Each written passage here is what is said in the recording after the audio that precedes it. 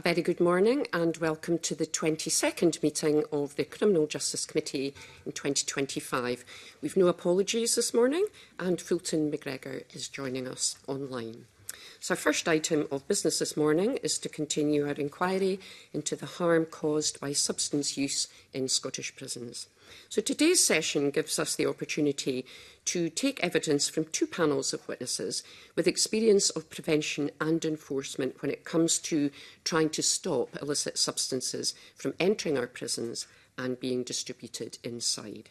So I'm very pleased to welcome the following witnesses. We have Phil Fairley, Assistant General Secretary, and John Kearney, Scottish National Committee Chair with the Prison Officers Association for Scotland. So very welcome. We're very pleased to welcome you this morning. And I refer members to papers 1 and 2, and I intend to allow up to 60 minutes for this session. So if I can begin with a fairly general opening question. So I wonder if I can ask you both, I'll come to Phil first and then John. Could you begin by setting out what some of the impacts on prison officers are from substance use in prisons that could be on your physical or mental health or other aspects such as safety? And is there enough support in place to address these, and is more needed? So, Phil. Okay, thanks, Convener. And first of all, just to thank the committee for inviting us along this morning. I realise the depth of the piece of work that you're doing, and I'm really grateful for you giving us the opportunity to come along and make sure that the staff's voice has been heard in this as well. So, yeah, in terms of the impact of this substance misuse in prisons, physical and mental health staff is impacted significantly by just the existence of them and having to manage on a day-to-day basis with the consequences and the impact of those drugs, first of all, being smuggled in and then finding their way around the prisoner population within the hall. So I think the vast majority of the staff have all got experience of having to deal with somebody who's under the influence of drugs. The staff who've been in for a much longer period of time have got lots and lots of years of experience of having to deal with that. But traditionally, the type of drugs that we were managing would be cocaine, heroin, cannabis type drugs in the past. And although that was problematic and difficult to manage, you kind of knew what you were going to get each day. You kind of knew what you were going to have to cope with and what would be required to manage that. The kind of drugs that we're dealing with now are a completely different thing altogether. Staff who've been in a very long time alongside the new staff are coming in through the door every single day and seeing a completely different reaction from the same prisoner on a different day, depending on what it is that they've taken. So the ability to predict and to manage what they're dealing with just now is entirely different to what they've been used to in the past. And when they're having to deal with it for so long a period of time, it's not, these things aren't coming in batches. It's a daily occurrence now for staff, probably across, if not all the prisons, most of the prisons in Scotland are having to deal with that kind of drug use going on in prisons. But the prisoner's reaction to the drugs that they're taking is something that we can't predict. It is unprecedented. It's completely different on a day-to-day basis. So the staff reaction has to change to manage that. And when you don't know, when you're going through the door every single day, as often as they are for as long a period as time as they've been asked to do it, not knowing what it is that you're going into and what you're going to have to do in terms of managing that is incredibly stressful and exhausting for the staff, having to do that over prolonged periods of time. So there's an impact on their mental health, simply in terms of getting through the working week, dealing with that. In terms of the physical side of it, you know yourselves that the introduction of drugs to prisons with it brings all sorts of difficulties and problems, but violence being one of them. So there are prisoners who staff have known for a very long time and good built relationships with them who've been there in that prison with them for a very long time without any difficulty until they started using those drugs, and suddenly they're on the receiving end of violence from somebody who's never demonstrated violence in the whole of their sentence up until now, simply because of the kind of drug use they're dealing with. So they have to contend with that violence. They also have to contend with the violence that comes from the organised crime gangs who are responsible for the supply of the drugs coming into the prison, either taking out or having violence committed against people who they've tried to coerce or bully or victimise into supplying, and they've tried to resist doing that. So they're on the receiving end of violence. Or those who then take the drugs, get themselves into debt, can't pay the debt, and there's violence then associated with their inability to service the debt. The people at the front end of that, at every single turn, is a staff member. It's their job to manage and have to deal with every bit of violence that comes from the drug use. So they're on the receiving end of the assaults themselves, or they're in there breaking up fights and violence that's breaking out all over the place because of it. So their physical and mental health is significantly impacted by the introduction of the drugs. Okay, thank you very much. John. Thank you. And again, just to echo what Phil said, thank you for the invite to attend. It's appreciated. Just to add a couple of bits on to what Phil had mentioned, I was fortunate enough yesterday being one of the prisons and speaking with staff, our members, and it's just to back up the types of scenarios that Phil was saying. And the staff, they've got genuine concern, they've got genuine worry about the prisoners that have taken it, the influence that they've taken it. You can actually see that it's impacting them. You can see it's impacting the way that they're interacting with prisoners now. It's impacting the way people approach getting into prisoners' cells now, because they're worried, are they going to have an exposure to whatever is being taken. So that there's a real fear and there's a real concern from staff around about themselves, but also around about prisoners who they're there to look after, there to care for, you know, and they have a concern that what can I do and how can I adapt and resolve this situation and this issue. So it's very worrying both for their mental health and their physical. So, but Phil's captured the vast majority of it, so there's no point labouring. Yeah. Okay, thank you for that. And we welcomed the kind of detail that was in the submission that the Prison Officers Association provided the committee. There was a lot of helpful detail in it that really set the scene in relation to what your colleagues are dealing with at the moment and what they think about that. I wonder if I can just ask one supplementary question, and it's actually on an issue, the issue of focus days. So we, my colleague Liam Kerr and I visited HMP Grampian during the summer, and we learned about the shift towards sort of focus day arrangements, and I was just really interested in your thoughts on is that making things more difficult for staff? Is it the right thing to do? Do you have a view on that shift in the context of what we're looking at in the inquiry, which is drug use? So the focus day was supposed to be rolled out across all establishments by the end of this year, or the start of next year. That was the plan. Actually, that's not the plan anymore. It's been withdrawn. It's been withdrawn based on dialogue between ourselves and an employer. We're trying to find an alternative to do that. I have to say that the motivation and the reason for bringing it in was entirely the right motivation. It's about trying to get control again and trying to create a system inside the prisons that gave us a bit better assurance around security, safety, welfare. It was all motivated by the right things. I'm just not sure it was the right answer. It comes at a cost and consequence to the amount of time that prisoners are going to be outside the cells, what you're going to be able to deliver within a condensed period of time. So I'm not sure that at this stage we've got the answers to all of that, and it's safe to bring that focus day in. We are looking at alternative ways of trying to do that. It's about trying to find a way of generating extra hours and staff resource that at the moment is missing. We don't have the budget to recruit to the levels that we think we need, and we've got gaps throughout every single day through every single prison. So it's about trying to find a way of generating a resource to fill those gaps. So it was all motivated by the right things, but I just don't think it's the right answer. Okay, thank you. And just one final point, I suppose. You spoke about just the pressure on staff because of the situation that the presence of substances it creates. In relation to the sort of relationships, how important is it that you're able to, or staff are able to build relationships with prisoners, because, you know, we've taken evidence on that and the value of that, you know, in terms of rehabilitation and, you know, the population being settled.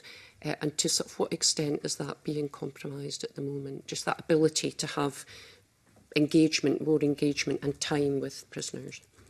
Yeah, I think I've been on record before and saying that I think every single Chief Inspector of Prisons report makes reference to the relationship between staff and prisoners, because everybody that comes in and visits prisons, and I'm sure many of the committee have been at the prisons themselves, it's very obvious how important the relationship is between the staff and the prisoners. It's key to the safety and the welfare and the security of the place. You just need to look at the numbers to know how many staff are having to manage the numbers of prisoners we're talking about. That can't happen without there being an understanding and a relationship between those two groups who are sharing the same space. So it is incredibly important to keep things calm and orderly and under control.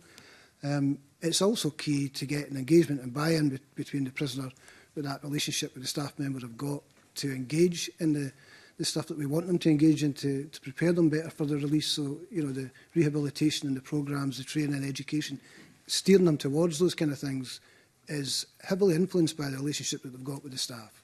So the time at the moment, we're so overcrowded, the complexity of the population we've got, the drug use that's going on, the organised crime gang activity, all of that is absolutely swallowing up the resource and the time that staff have got, and the time that you would normally be spending either building those relationships or using it to have the kind of dialogue you would want to be looking to influence and steer the prisoner. It's not there. It simply doesn't exist anymore.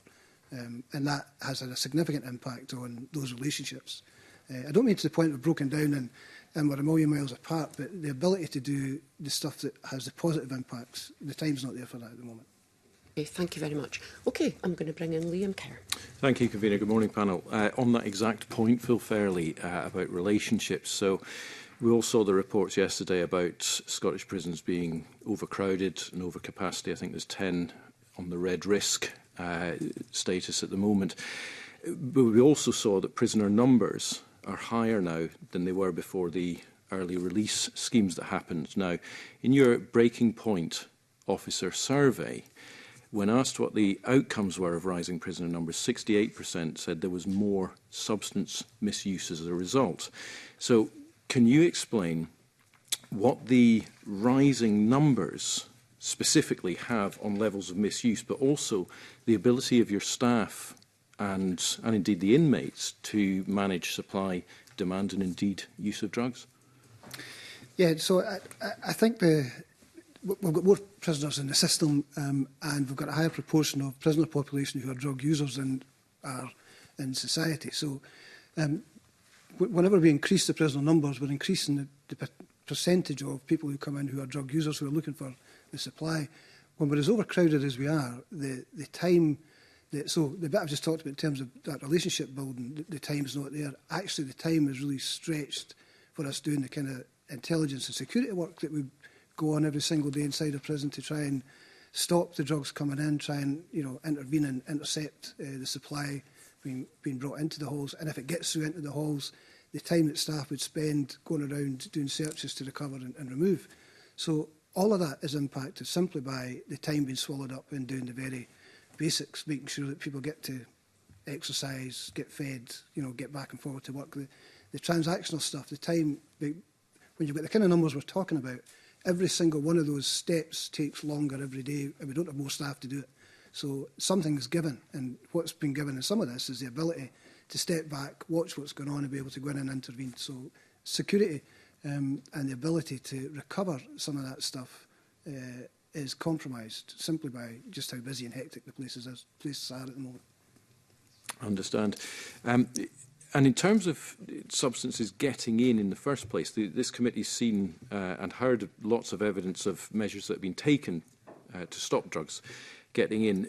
So is the equipment and technology that you have available, so the rapid scan machines, the X-ray scanners, adequate to try and prevent substances getting in, or are there other measures that you need to see being taken? But they're not adequate, and we simply know that by the amount of recoveries we're making that aren't recovered through that route, and the amount of drugs that are in the system, and the amount of times that staff are confronted with open drug use within the halls. So what we've got isn't sufficient.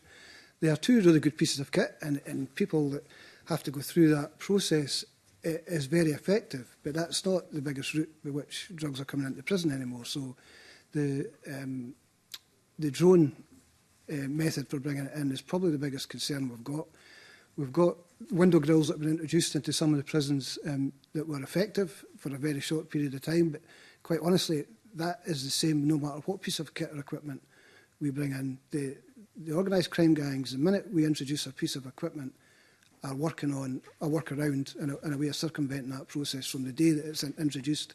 And actually, the window grills, which were very effective when they first came in, have already been compromised, and we're now looking to see what's next on the list. So that was about stopping the drones coming in, because they were doing home deliveries to windows that were specified. So that's the extent to which we're up against it. And every time we bring in something new, they've found a workaround very quickly. We're having to move on to the next step of trying to stop it coming back in. For us, whatever the advances are in terms of technology about being able to block off prison areas to stop zones and being able to come into that area, I'm not an expert in that, so I don't know what stage we've got to in terms of development of that. But in absence of something like that, which is an incredible, expensive way of having to tackle that, this is an ongoing battle that's going to happen every single day. And whatever it is that we bring in as a piece of technology or equipment, they're already working on the workaround for it. Thank you. I'm struggling to phrase my next question because I don't quite know if I want to ask this. So you said there that the grills have already been compromised. The obvious question that you saw Mr McPherson and I confer on there is how. But of course, this is a public forum, and so you may not want to say that. So I'll offer you the question, but you may decline to. So I wouldn't give you the detail of how it's been compromised. We're already working on how it's been compromised and getting to the point of addressing that. But we know that they're already working on the next compromise. So it has been compromised. The SPS are tackling that and coming up with their own workaround to make sure it's secure again. And it's not in them all. I'm talking about an isolated incident here. It's not. There are still plenty of those window grills doing exactly what it was designed to do. But the minute they find a way around it, they'll find the opportunity to make use of it. We have to find a way of circumventing that and blocking it, and then coming up with a further solution beyond that. So it is an ongoing battle that is endless. I don't think the SPS, and that's not criticism of the SPS, given what they're dealing with and what they're having to tackle. I can understand the difficulty they've got in finding a feel-safe solution to this. I just think it's going to be a case of us versus them constantly trying to make sure that we stop it coming in, and their job is to make sure they bypass the barriers that we're putting in the road. A final question for me then on a similar topic. Could you expand? So in your opening remarks, you talked about vulnerable individuals, my words rather than yours, I admit, but vulnerable individuals being almost coerced into the use of and trafficking substances in prisons.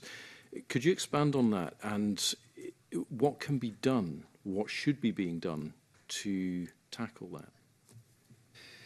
So, yeah, listen, organised crime gangs will use whatever they can to continue to supply inside prison. That includes targeting individuals who are vulnerable within that prisoner population. Actually, it's one of their first protocols, I would think. It's probably one of the easiest routes for them to try and find somebody who will take the risk on their behalf, either through befriending them and offering, to make life better for them in some way, or protect them while they're in, or make sure that their family are looked after.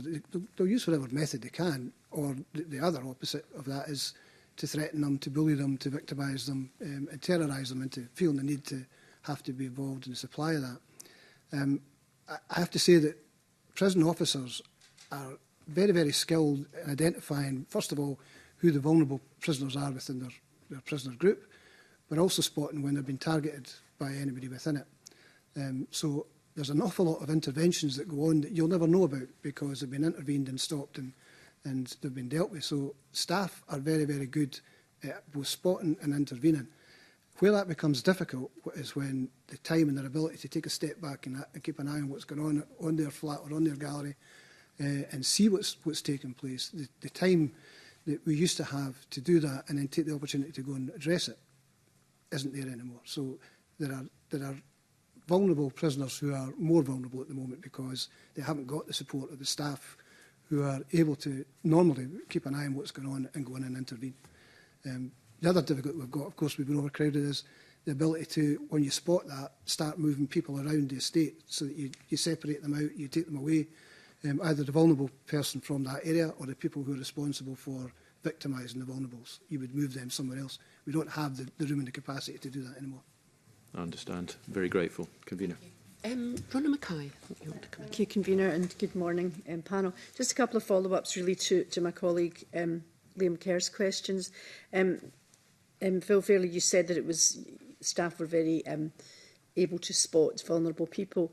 How easy is it for you to spot the sort of protagonists, the key figures that are actually organising drug supply within the state, and also, you know, when and if you do, what kind of punishment do they get for that? Well, for us to highlight them, the job's kind of easy to start off with because they come in with the reputation of being that level figure. So they do. So that's roughly where the focus would begin, and from that, the staff, through their watching and their communicating, would then be looking at who they're with, who they're befriending, you know, what's their patterns, who they socialise with, what work party they're in, and kind of start to map it out that way via intelligence reports, and, you know, that such thing would be how they would find it and how they would address it and how they would manage it, would be keeping an eye and contact and using the internal mechanisms that are there to report things and let things be properly investigated. So is that a fairly easy process to do, or I imagine it'd be quite complex? Yeah, it's very complex. It's not easy because these serious figures and high-profile figures that come in, they don't do things in plain sight, or they are in plain sight. Sorry, yeah. You know. So it's trying to work out what the motivation is, what they're doing, and as I say, who they're actually bringing in to do their bidding, if you want to call it that, you know, because they'll not do these things. The same as in community. They never done these things in the community on their own. You know, they had people doing their kind of work, and their foot soldiers, if you want to call it that, doing their work. So it is difficult, you know, while it's easy to probably highlight them and seeing who they are, actually trying to get that information, and that's where the hard work of the staff, hard worker, you know, the individuals that are on working with them, and also those behind the back, the partnerships that the SPS have built up with Police Scotland and the crime agencies, you know, so that's where the collective approach is really important. First of all, to put the information in, and then how you actually see it through and get to the bottom of it. Okay, thank you. My colleague Liam Kerr mentioned the Breaking Point report that your association did, and in that you say that due to a staff gender imbalance, searches were not always taking place. I wonder if you could maybe expand on that and what impact that has if you're not able to do the amount of searches you would want to do. Probably simply put is prison rules state that a prisoner will be searched with someone of the same gender, sex. So if we have, for instance, male officers working in the female estate or female officers working in the male estate, and the staffing profile, you're not a million miles away from who's on at the same time. Yesterday, for instance, in the prison I was in, the gallery they were out to exercise, and they had 4 females in a male establishment, you know, in there. So it's restricted to what they can do, searching wise. We've also had frustrations from members coming to us to say, why am I not able to search?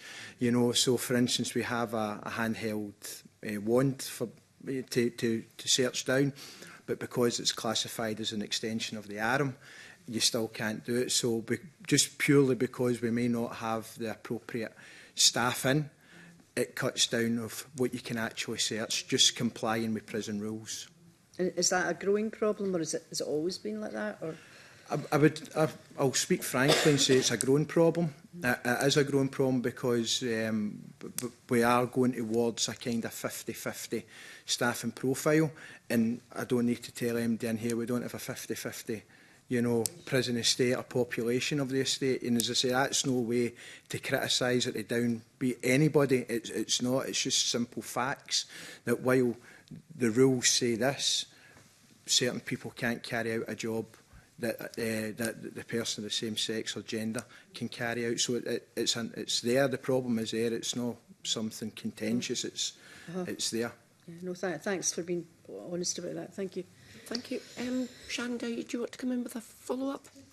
Search there. You'd said that they can't do a search if it's even a warrant. So I can understand if it's a physical search where they're actually putting their hands on to somebody else, but they can't actually do it a search. Because I'm just thinking that if you go through airport security or anything else, it is sometimes the opposite sex that do the check because they're not actually touching you, so you can't do that in a prison either. The one's classified as an extension of the arm, therefore it's deemed as being your arm.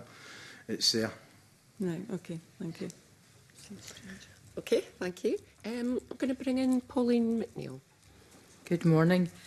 If we didn't note before, we certainly know through this inquiry how hard a job it is to be a prison officer and the dedication, especially now that our prisons are overcrowded. So I just wanted to put that on the record. And I just wondered, and the submission that you provided talks about the exposure of your members, prison staff, to vapes and drugs and all the, you know, there's been an aspect to the job now that we've got to take into account when we're looking at this inquiry. I wondered if it was, this is affecting your ability to attract young people or those who want to change careers into the service, do you think? Actually, every time we run a recruitment for the prison service, we are not short of applications. We don't.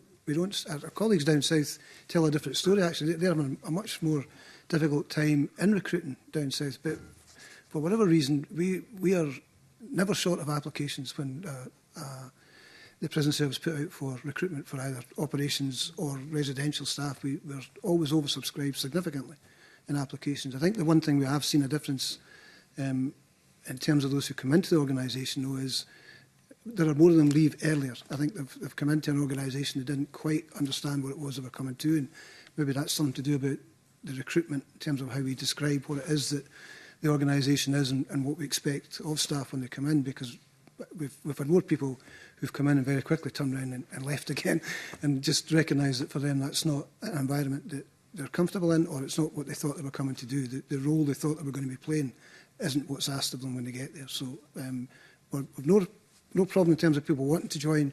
We've got more people who leave earlier than they used to do in their career. Thank you, that's useful to know. When we went on the visit to HMP Edinburgh, and we had the discussion about the grills that Liam Kerr talked about and the drones, and I think in your submission, or there is something in the papers anyway to back this up, but it was suggested that if it's not already happening, it's going to happen, that weapons are going to come in, or maybe they are already, through the use of drones. Can you tell the committee anything about that? So it's not just drugs that come in through drones. The drones are used to supply or smuggle into prisons all sorts of things, and it's our belief that there are weapons that have come in through drones as well as drugs. The drones are capable of carrying all sorts of things into a prisoner window and having it brought into a prison. So the grills are a really useful addition up until they find a way around it, and we'll need to think of something else. But yeah, the drones are an ideal method for organised crime gangs for bringing whatever it is that they want brought into prisons, including phones, weapons, drugs. They've got their own shopping list. Thank you. Can you remember a time where drugs weren't such a big issue in the Scottish Prison Service? No. So I've not been an operational officer for a very long time, but I've been in the service for 35 years. Drugs has always been a feature. For the whole of those 35 years, a different type of drug and a different level. It's as much the type of drug is the biggest problem we've got in the prisons as the volume of it. the volume is enormous. There's a huge amount of drugs getting into the system. And that's to do with the type of drugs there as well. You'll know yourselves in terms of psychoactive substance, what volume you need or the size and space that you need to bring in something that can have a significant impact inside a hall or a prison. It's tiny. So it's really, really easy to get it in. But once it's in, it's absolutely catastrophic in terms of what it does to the prisoner population. So what we're having to deal with, not just in terms of volume, but the unpredictability, the complete different reaction to the prisoner population that staff who've been around a long time are not used to. It's new to them, even if you've been in 30 years. So it's different. What we're dealing with now is entirely different to how I remember it going back to when I wore a uniform a long time ago. Thank you. My last question is a bit more sensitive, but I just feel I've just got to ask it and you answer it how you wish. There's been some suggestion that drugs are brought into prison by prison staff either for financial benefit or because of what you've been talking about, the level of organised crime within prisons, which is difficult to manage. Is that something that you've heard of? Is it something you're able to talk about? And if so, maybe any sort of steps that would be taken? It would be helpful just to get an answer on that. So I can talk about it in a sort of general sense, in Yep. that we're absolutely naive to carry on that organised crime, because I've talked about the lengths they'll go to and the methods they'll use to make sure they get in, that they aren't doing exactly the same to staff that they think they can either terrorise or coerce on, corrupt onto their side to become part of their supply route. So yes, we recognise that is something that the organised crime gangs have attempted. We have got staff we know of who have left the organisation for grounds that we believe was linked to having been corrupted in supply into the prison system. They are absolutely tiny numbers that we're talking about. Right. And the vast majority of staff, obviously, you would expect me to say it, but the vast majority of staff are incorruptible. They're never going to be into that situation. And the organised crime gangs know who it's worth making an approach to and who not to, and using either of those tactics to do it. So nobody would believe us if we sat here and said that's not what the organised crime gangs do. I have to say, there's nobody who hates that more than anybody else than the staff group themselves, because for every single person who gets corrupted in that way, for whatever method they use to do it, they compromise the health and safety and the welfare of every single person inside that prison, including the staff themselves. So I think the difficulty for us is it's a completely unique environment working in a prison, and you rely on your colleagues in a way that you probably don't have to in other working environments. You need to make sure each other's got your back, and that you need to be able to rely and depend on each other constantly. The minute there's a hint of somebody that you're not sure fits that bill, it's really unsettling for the staff group. So those things tend to be brought forward and raised by staff at the very, very earliest opportunity, because they'll spot it themselves, they'll sense it themselves, and it's a risk to them. And their own spider senses kick in, and they need to say something about that to try and make sure that everybody is back into a situation where you've got each other's back and that you feel safe. So there's nobody more at risk from a corrupt member of staff than their colleagues. So they're the first to flag it up if it's ever a concern for staff. That is really helpful. Thank you very much. And as you say, there are other public sector police, for example, who do a difficult job on the street, but the closed environment of a prison is unique. I think it's important to say. Just lastly,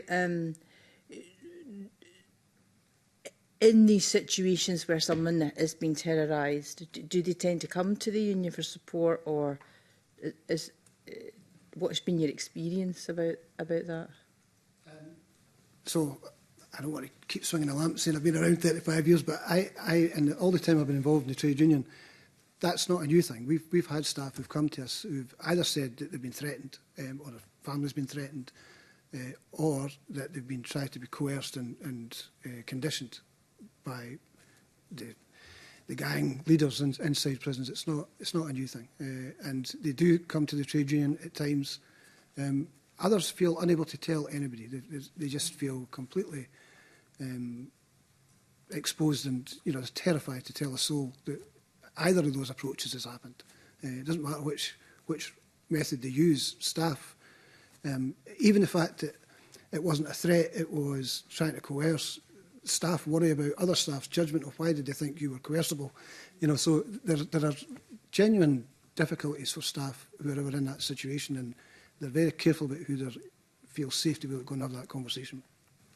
Thank you very much. Can I just come in with a sort of follow-up on that? And I'm not sure if, Ben, you want to come in after me. Just with regard to, I suppose, the pressures on prison officers with regard to sort of serious and organised crime group members being in prison, to what extent does what's happening out with prisons within, you know, the world of serious and organised crime? So, you know, we know that there's a lot of tension at the moment between crime groups, organised crime groups. I'm just interested in to what extent what's happening outside the prison environment impacts on the way in which the prison population is settled or otherwise in prisons. Does that make sense? So John mentioned earlier about the relationship between ourselves and Police Scotland and the sharing of information and the gathering of information that goes on. So whatever's going on outside amongst those gangs, we're very quickly well aware of that inside the prison service. And Scottish Prison Service Management are constantly being updated in terms of what's happening out there because of who we hold inside the prisons. The difficulty that I mentioned earlier on still exists there, because normally what you would do is you would just keep gangs separate, and you would make sure that, you know, different gangs were in different prisons and different halls, and you would break up the gangs to make sure that you limited the risk of those things spilling over. But actually, there are so many of them. Forget, you know, the overcrowding. There are so many people who are involved in organised crime gangs inside the prison, and ones that, you know, we've talked about the 660 odd that we know of who are very closely linked. There are hundreds beyond that who are loosely linked. So any of them at any point could be involved in settling a score or repercussions for stuff that's going on outside. The ability to move people around and to keep on top of that is really, really difficult. I know the SPS are spending a huge amount of time and resource in doing that, and at the moment, you know, touch wood, that hasn't spilled over into something that could be much more serious than it is at the moment, but it is a constant daily battle. I'll bring in Ben McPherson and then Sharon Dowie. Thank you. Thanks for your time today and the evidence you've given, and speaking so powerfully both in the media yesterday and this morning here at our committee. For a number of reasons and because of a number of factors, from COVID to the success of Police Scotland and their investigations and what's happened through the court process, it's clear that you're facing an unprecedented, we are collectively facing an unprecedented set of circumstances in our prisons. At the end of this process, we will write a report with recommendations, and there are a few specific areas where I'd like to ask where you think actions could make a difference and what those actions might be. But just as a generic question, first of all, I mean, what would make the difference for you in terms of being able to, and your members being able to deal with these unprecedented circumstances in a way that is less pressurising, less challenging, and allows that rehabilitation that we all want to see more of? I mean, is it more estate? Is it more staff? And none of these things are easy to deliver quickly. But you know, what do solutions look like for you? So, and I know that's not the focus of this conversation, but genuinely, overcrowding is the biggest single influence on all of the things that, as a committee, you would want to look at, including this issue, because that is the thing that is completely hamstrung everything else that we would want to be doing inside a prison on a day-to-day basis. We don't have the time or the space or the human resource to manage what we've been asked to manage. So everything is taking a hit at the moment. Everything has been done less well than we're capable of doing and are used to doing. So getting the numbers down, creating that space and time to allow the staff to get back to doing the things that they would want to be doing and should be doing would make a huge difference to that. That includes the ability to intercept more of the drugs that are coming in, the ability to gather intelligence and build relationships that always help to allow us to know what we need to do next to stop the next lot coming in. So, you know, there's a huge amount of time and resource being taken up doing things that stop us doing those bits. So less people in prison would be the first ask. In absence of that, and I've always said, I am not an advocate for building more prisons, and I don't think, you know, I think we send too many people in Scotland to prison already. But in absence of somebody coming up with an alternative solution that allows us to get prisons back to that safe, secure, calm environment, tackling the stuff that you all expect us to be tackling, it might be that we need more prisons and we need more staff to deal with that, because at the moment what we've got isn't compatible to us achieving any of it. Thank you, and for saying that so succinctly. Just briefly in that same space, in terms of are there things we can do and change that would help and make a difference in terms of solutions? With absolute appreciation that the vast majority of prison staff members are, to use your words, incorruptible. In terms of the very small minority that are vulnerable to corruption, is there more that can be done to address that issue, building on what my colleagues have already asked about?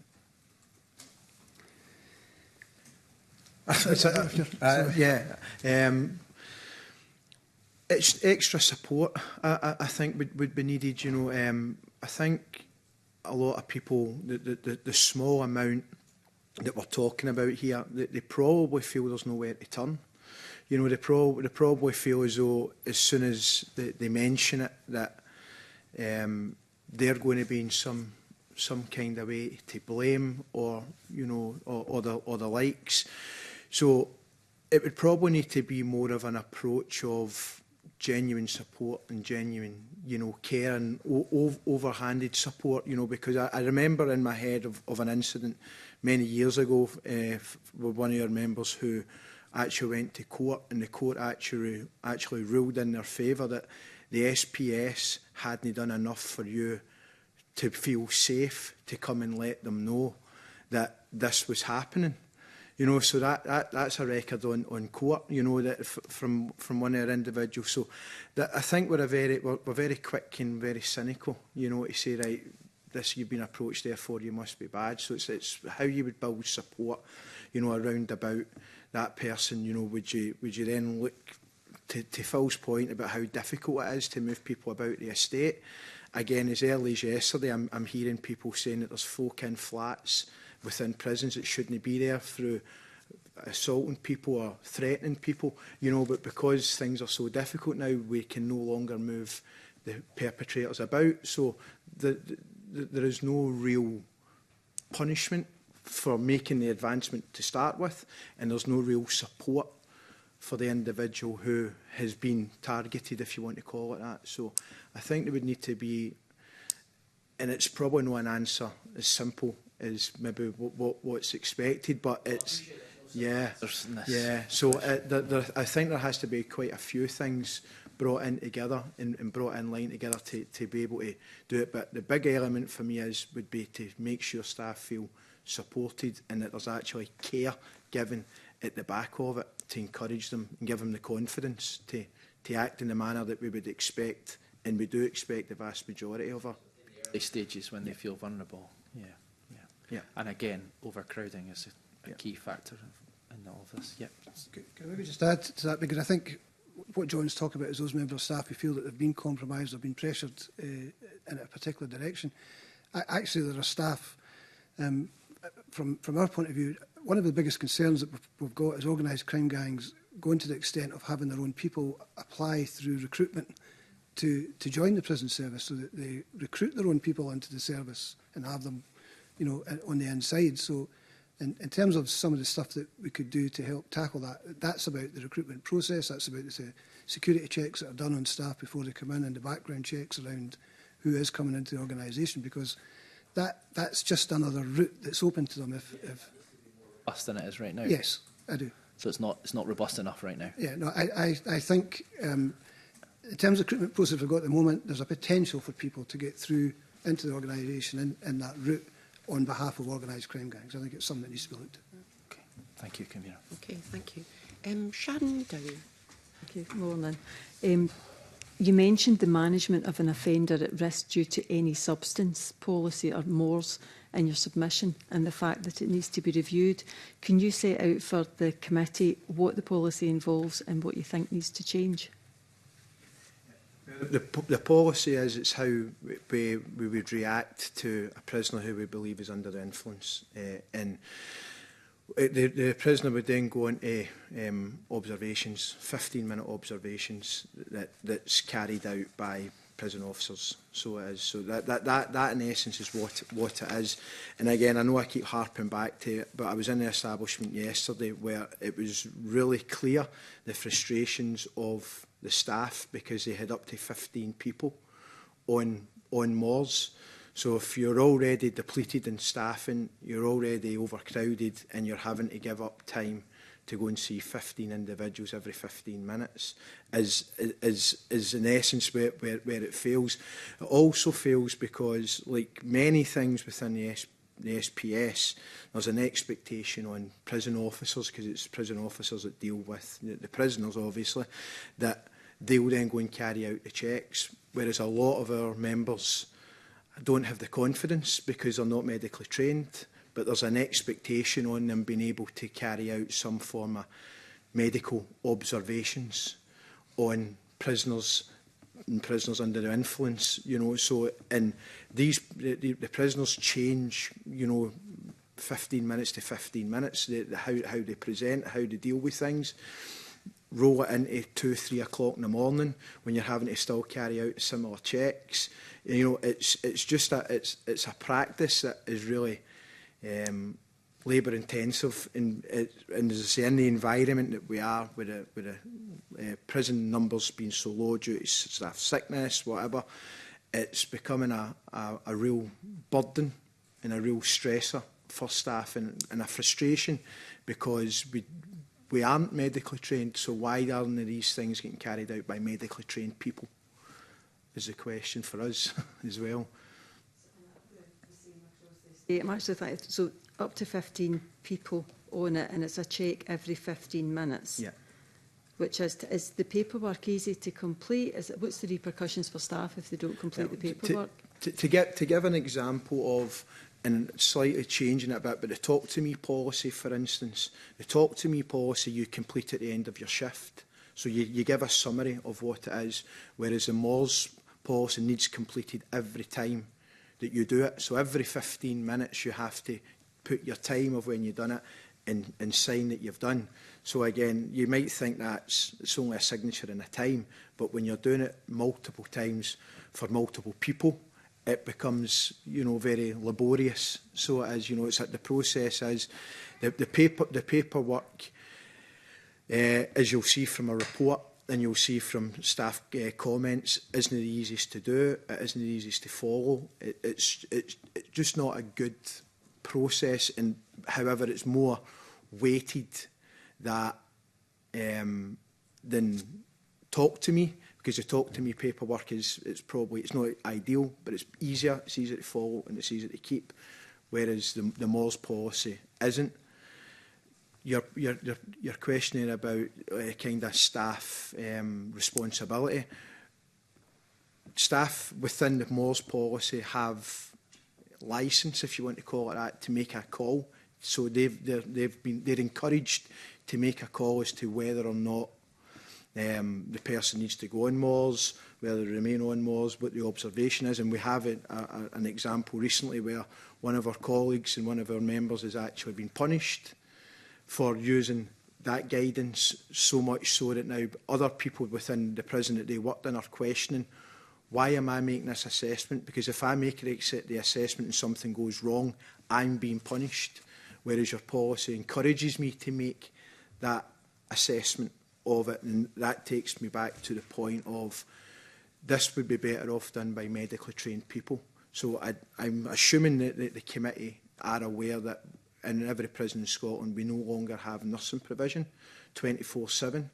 So at night there are no nurses in prisons. It's left to prison officers to deal with these issues. So, and we've actually put that at the bottom of our submission, was we would be looking for NHS to be back in prisons 24/7 to offer that support, that medical support and that invaluable training and knowledge that they have, rather than expecting prison officers who, as we know, wear 20 hats a day doing different things. But when it comes down to a medical matter, it's unfair that it's expected on a prison officer to make that call. Yeah, so that was one of the questions I was thinking about, was how much training do they actually get to go and carry this out? Because the impression that I get from the prison estate, now we visited a prison, and I have to say when we walked around it looked very calm and organised, and it was, dare I say, peaceful when we were walking around the prison. So I didn't see what you are obviously seeing on a day-to-day basis. But how do they know, or what training do they actually get for the Moors policy? Because if there's that amount of drug taking, at what level do you decide that somebody should actually be going on to the Moors policy? And I suppose that's the next bit, is how much pressure is that causing on staff? Because the implications, if there was unfortunately a death in prison due to a drug overdose, would it fall back on them for not putting somebody on a Moors policy when they maybe should have been on it, and getting every 15-minute observations? So I think the real demonstration of how strong the staff feel about this is when we went out to do a survey of the staff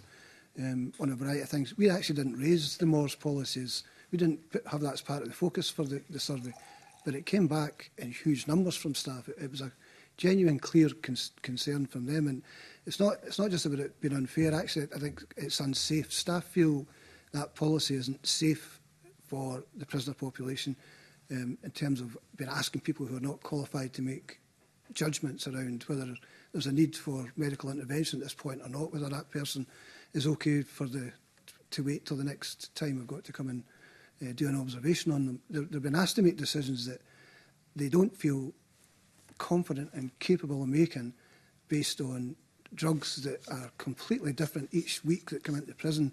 The prisoner who takes them's response and the behaviour around it changes weekly. So they've been asked to make judgments they're not equipped to make, and they feel extremely vulnerable and concerned that not just for their own position about if they get that wrong, what happens to them in terms of the disciplinary process, but actually they've been asked to make judgments that they're concerned are putting the prisoners at risk. They're not feeling confident and capable of making that judgment call about, do I need to call the medic to come back and have another look at this? So the policy itself has been reviewed already, but it's been reviewed within the confines of making better what exists. What we're calling for is a complete review altogether of that whole process.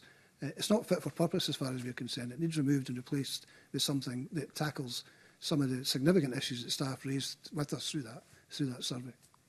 So do you have any opinion on what actually needs to change with the policy right now to improve the safety of prisoners, but also to improve the mental health of your staff?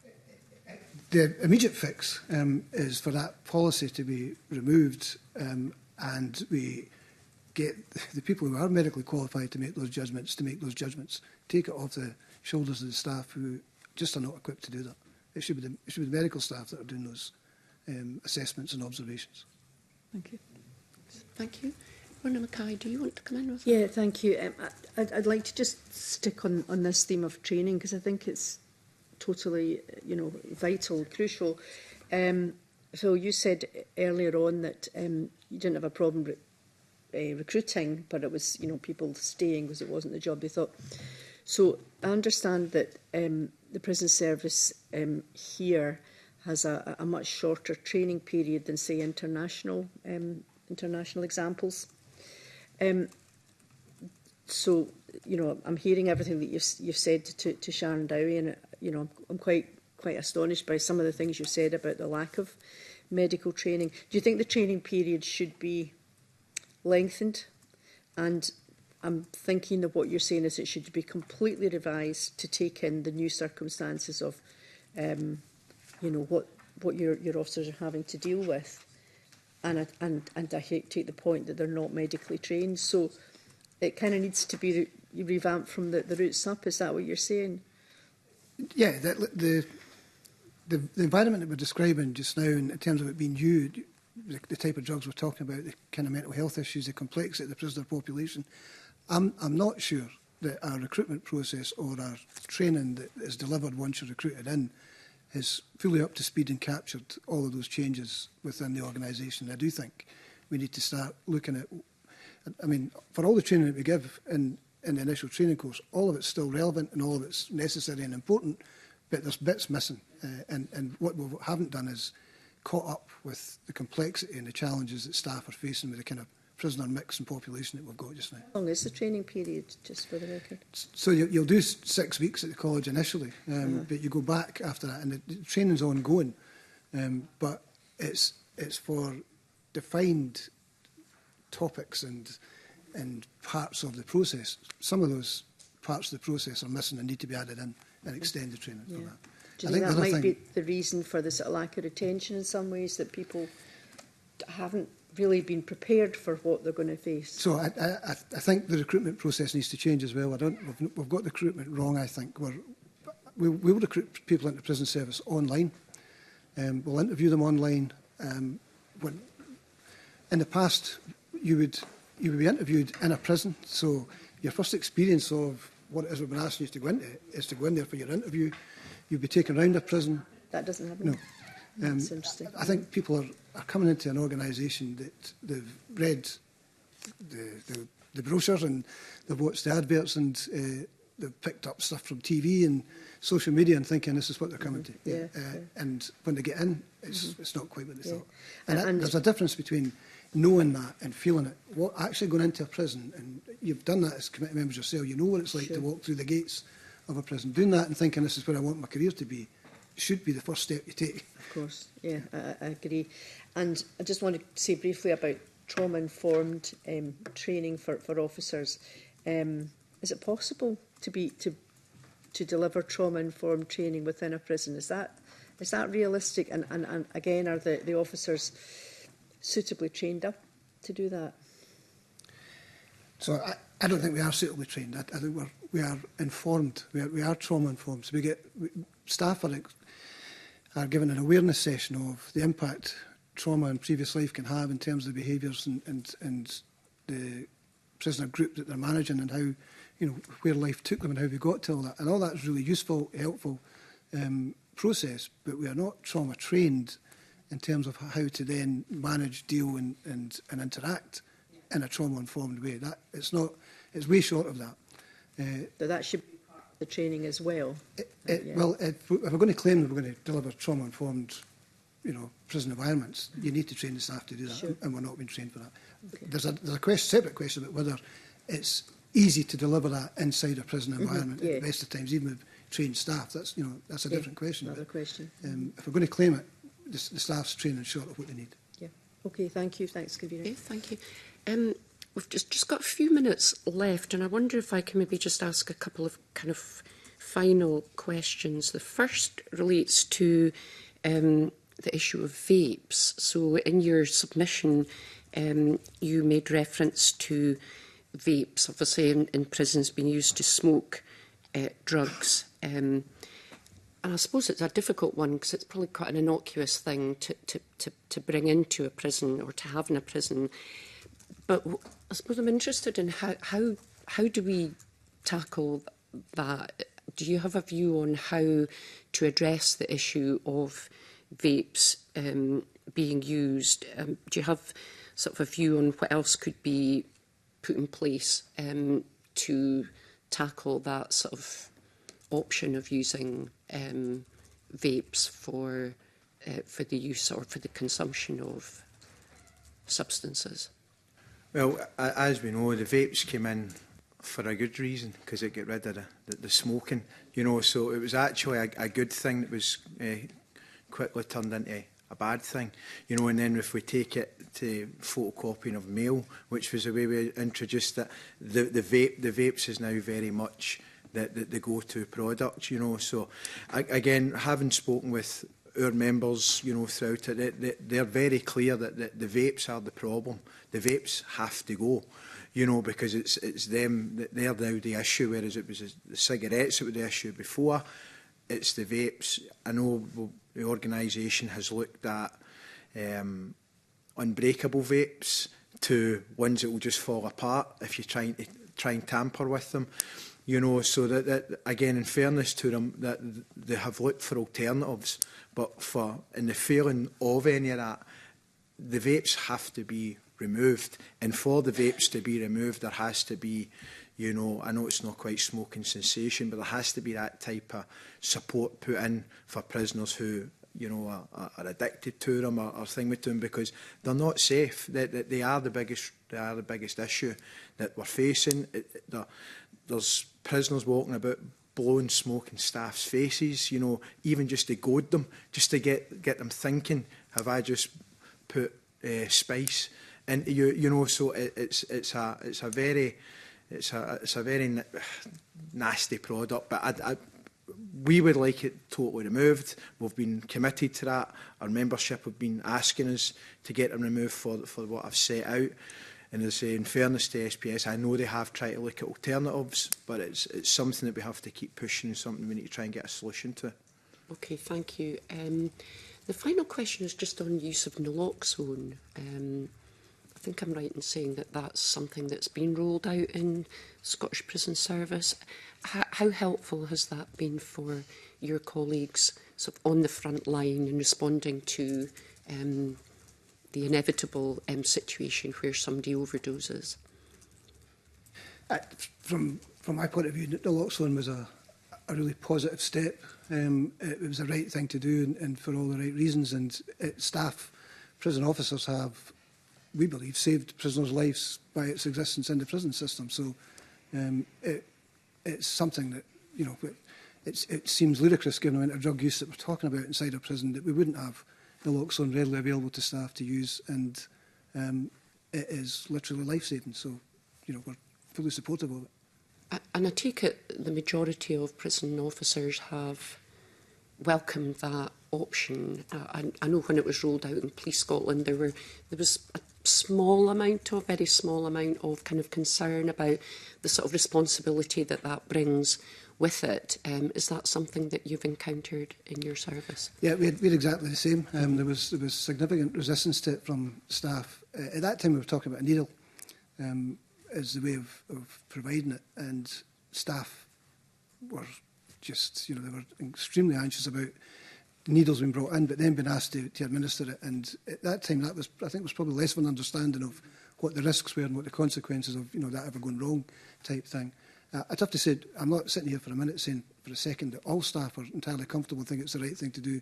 There are still some anxieties and concerns amongst some of the staff group. I'm giving you my own view from the POA perspective. It was the right thing to do for all the right reasons. Good, that's good to hear. Okay, I think we're just out of time. If no more members want to come in, just opening up to you for any final comments that you want to make that we maybe haven't covered today. I'm sure there's lots, but if there's nothing that you want to maybe just finish off with, then thank you very much for coming along today. That's been really helpful for us. So thank you again, and we'll just have a short suspension for about 5 minutes to allow for a changeover of witnesses. Thank you very much. Thank you.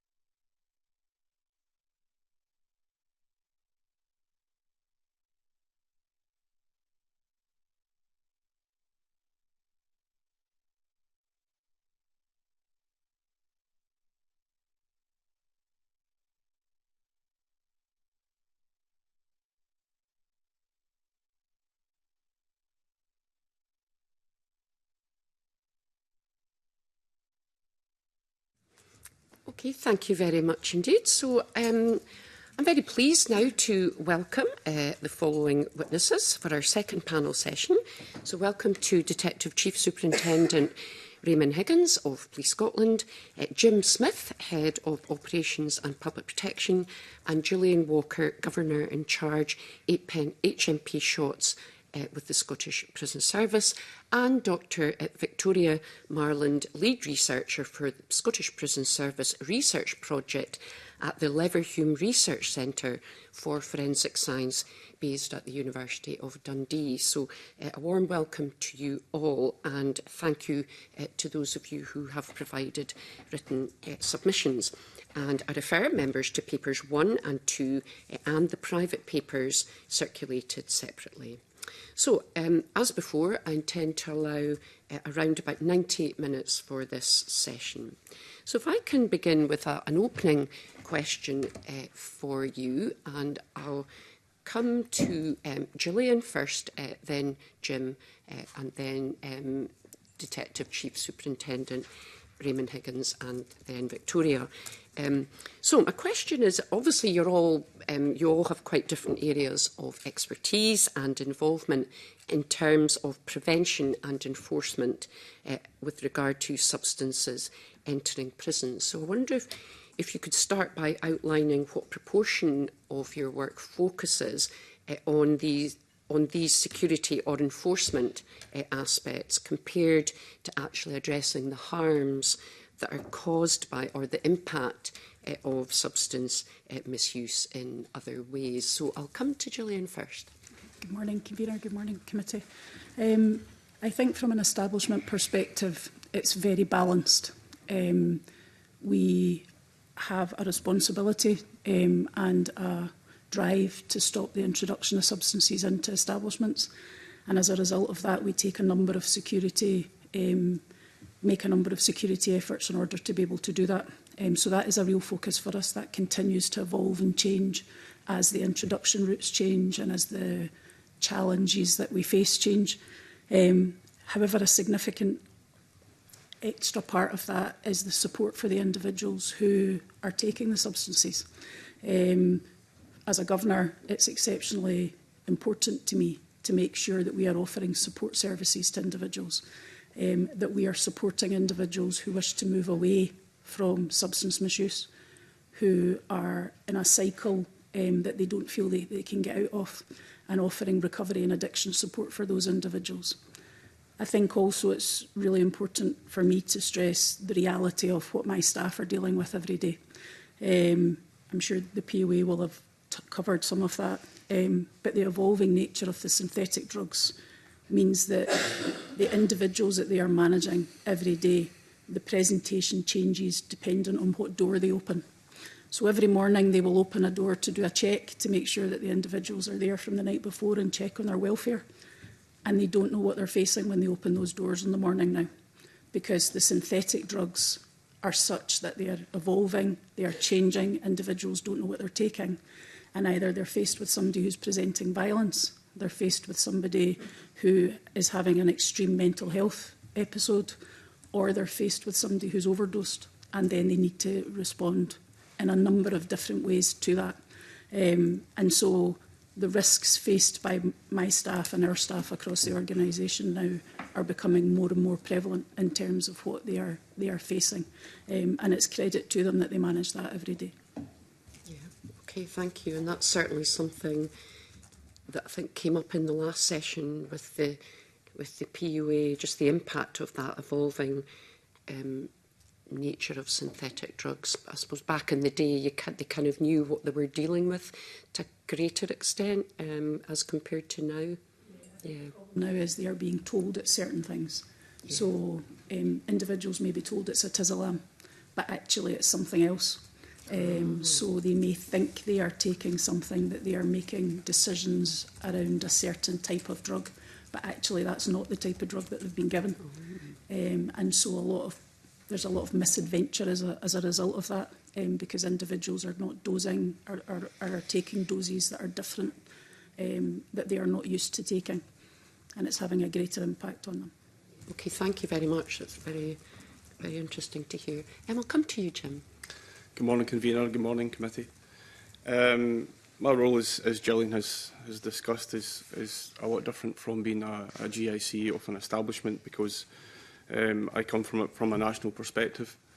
And as my role as the head of PPU, the vast majority of my time is focused on prevention and enforcement, although I do support health colleagues with information and work closely with the Dundee University in order to identify the types of substances that are coming into the prisons. Part of my role, or a large part of my role, is to oversee all intelligence within SPS. And that helps us to define what the risk, threat and harm is to the population and the staff that we see within SPS, and put necessary measures in place to try and mitigate that. And that leads us into developing overt and covert operations in conjunction with establishments, but also in conjunction with partners, such as the police, in order to, again, mitigate the risk, threat and harm that these substances are having within our prisons. Alongside that, I work with my team to research and procure both high-tech and low-tech solutions to the threat that we face and prevent substances from coming in. And when I talk about high-tech solutions, that is drone detection equipment and such like, and low-tech solutions that we have seen, such as window grills, which have recently been put in place in 3 establishments.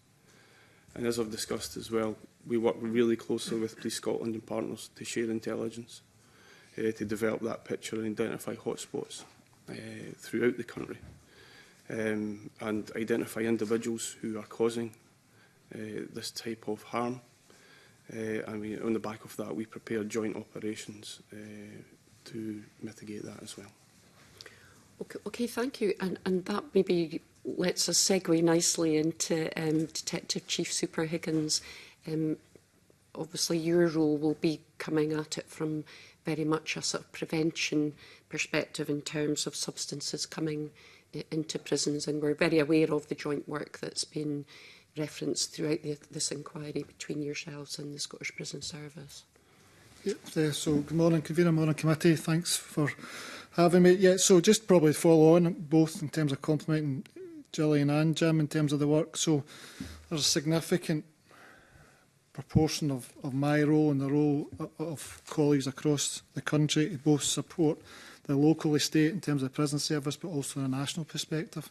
One, to make sure we have a really effective intelligence sharing, intelligence development to prevent that integration of controlled drugs into the estate, but also to make sure we're learning very quickly. And that can often be a reflection of what's out in society as well. So you'll have intelligence development team, our team to take and work in the executive action in relation to those involved in facilitating that, but also the learning from the drugs harm team in terms of what that looks like and what we are understanding and learning from what is the type of drugs, in particular the synthetic type of drugs, and that constant evolution and constant challenge of understanding the threat that they present, the chemical composition of the drugs and the impact and harm that they have and the vulnerable individuals that are taking them. So we try and work really, really closely with Jim and the team at a national level, but also much wider in terms of a wider approach to that, sharing of that information, quick understanding of forensic analysis and the chemical composition of the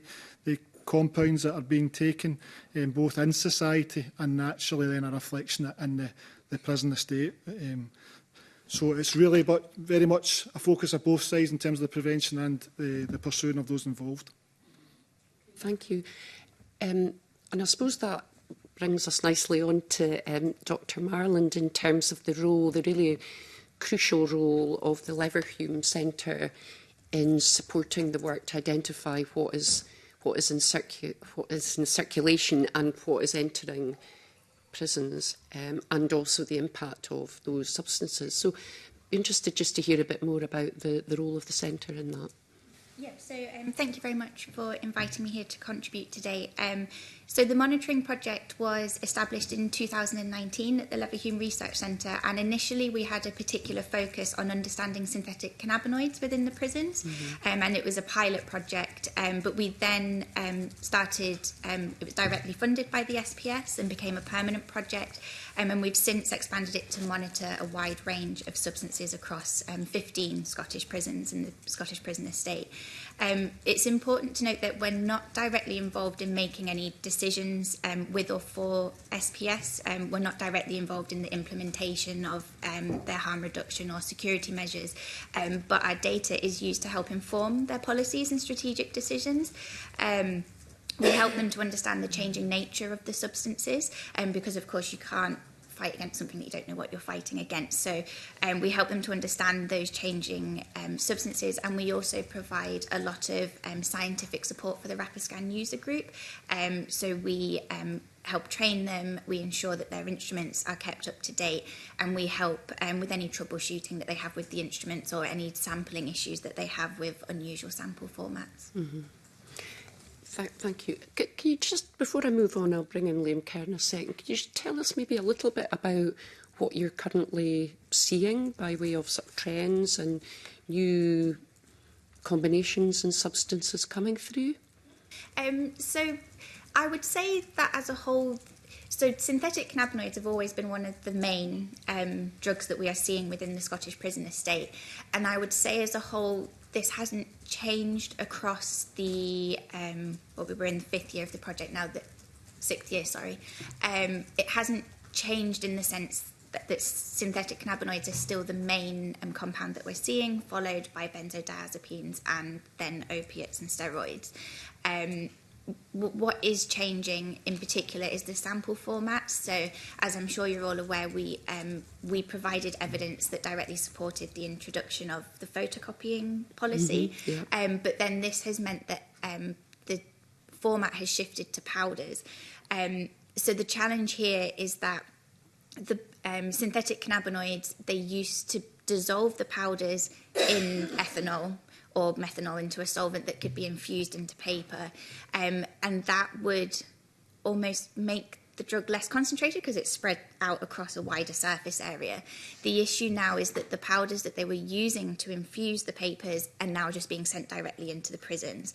So the rising challenge is that while the type of drug hasn't necessarily changed, the strength of the drug has changed, which is why we're seeing these increases in hospitalisations and widespread overdoses across the prison estate. Thank you for that. Okay, I'll bring in Liam Kerr. Good morning, panel. I'll address my first question to Jim Smith, but anyone else wanted to come in, just catch my eye and indicate. Jim, the Prisoners Officers Association earlier were clear that overcrowding in Scottish prisons is key, and given that prisoner numbers are higher now than they were before all these early release schemes, this presumably is even more of an issue. So can you explain what impact the overcrowding and rising numbers specifically will have on levels of misuse, and also on the ability of staff and inmates to address issues of supply, demand and use? So, in terms of the overcrowding, yes, it does have an impact on the running of the establishments, in the sense of if we identify people who are need to be disrupted in their activity, it becomes a wee bit more difficult to then identify places for them to put them, to, for example, other places of the prison or other parts of the estate. So in terms of that, it just limits the amount of space, perhaps, that we have to move people about the establishments. In terms of how it affects people in terms of, is that what you said, in terms of how they take drugs or why they're taking drugs?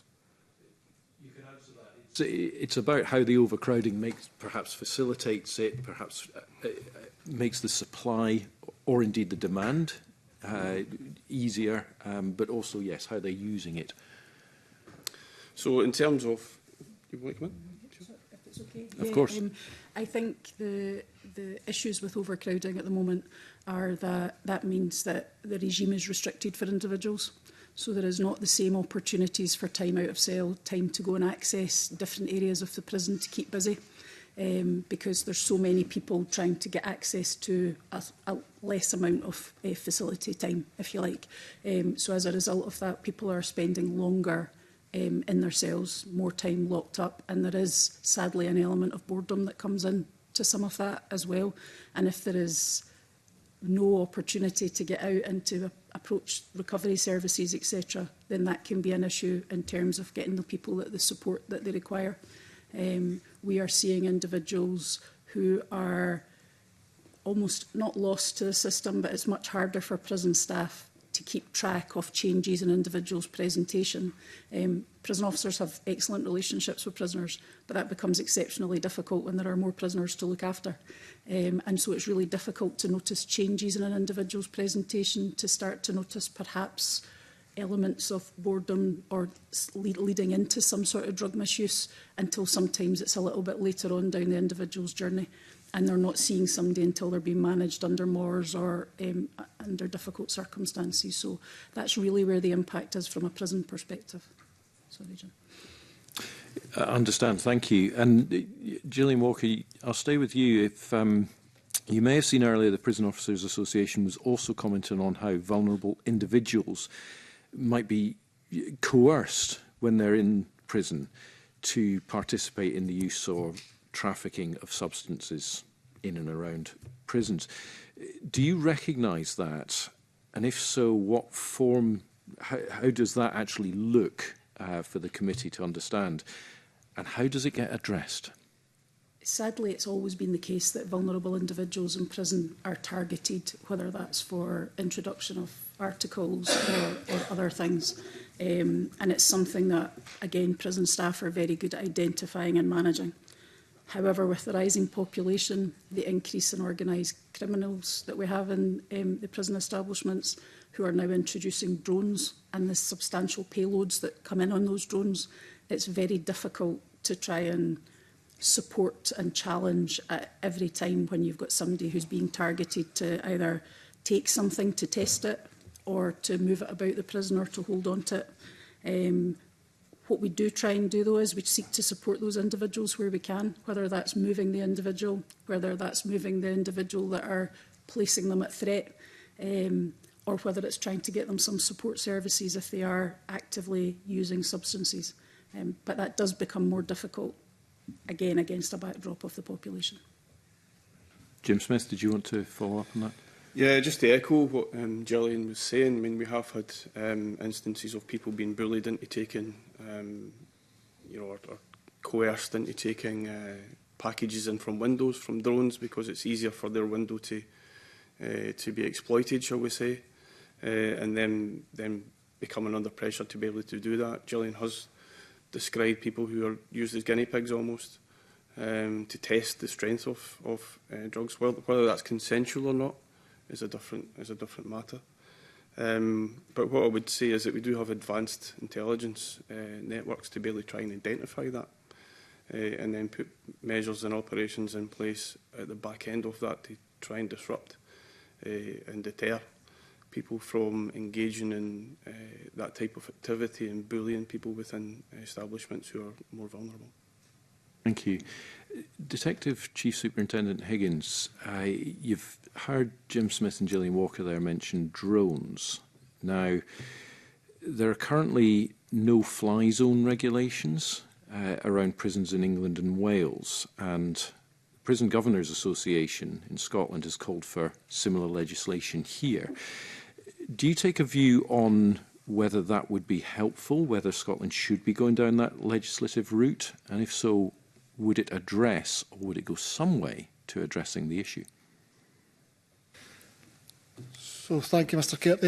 So my view is yes, it would be helpful. I think as a part of a suite of options to look to try and disrupt that type of activity.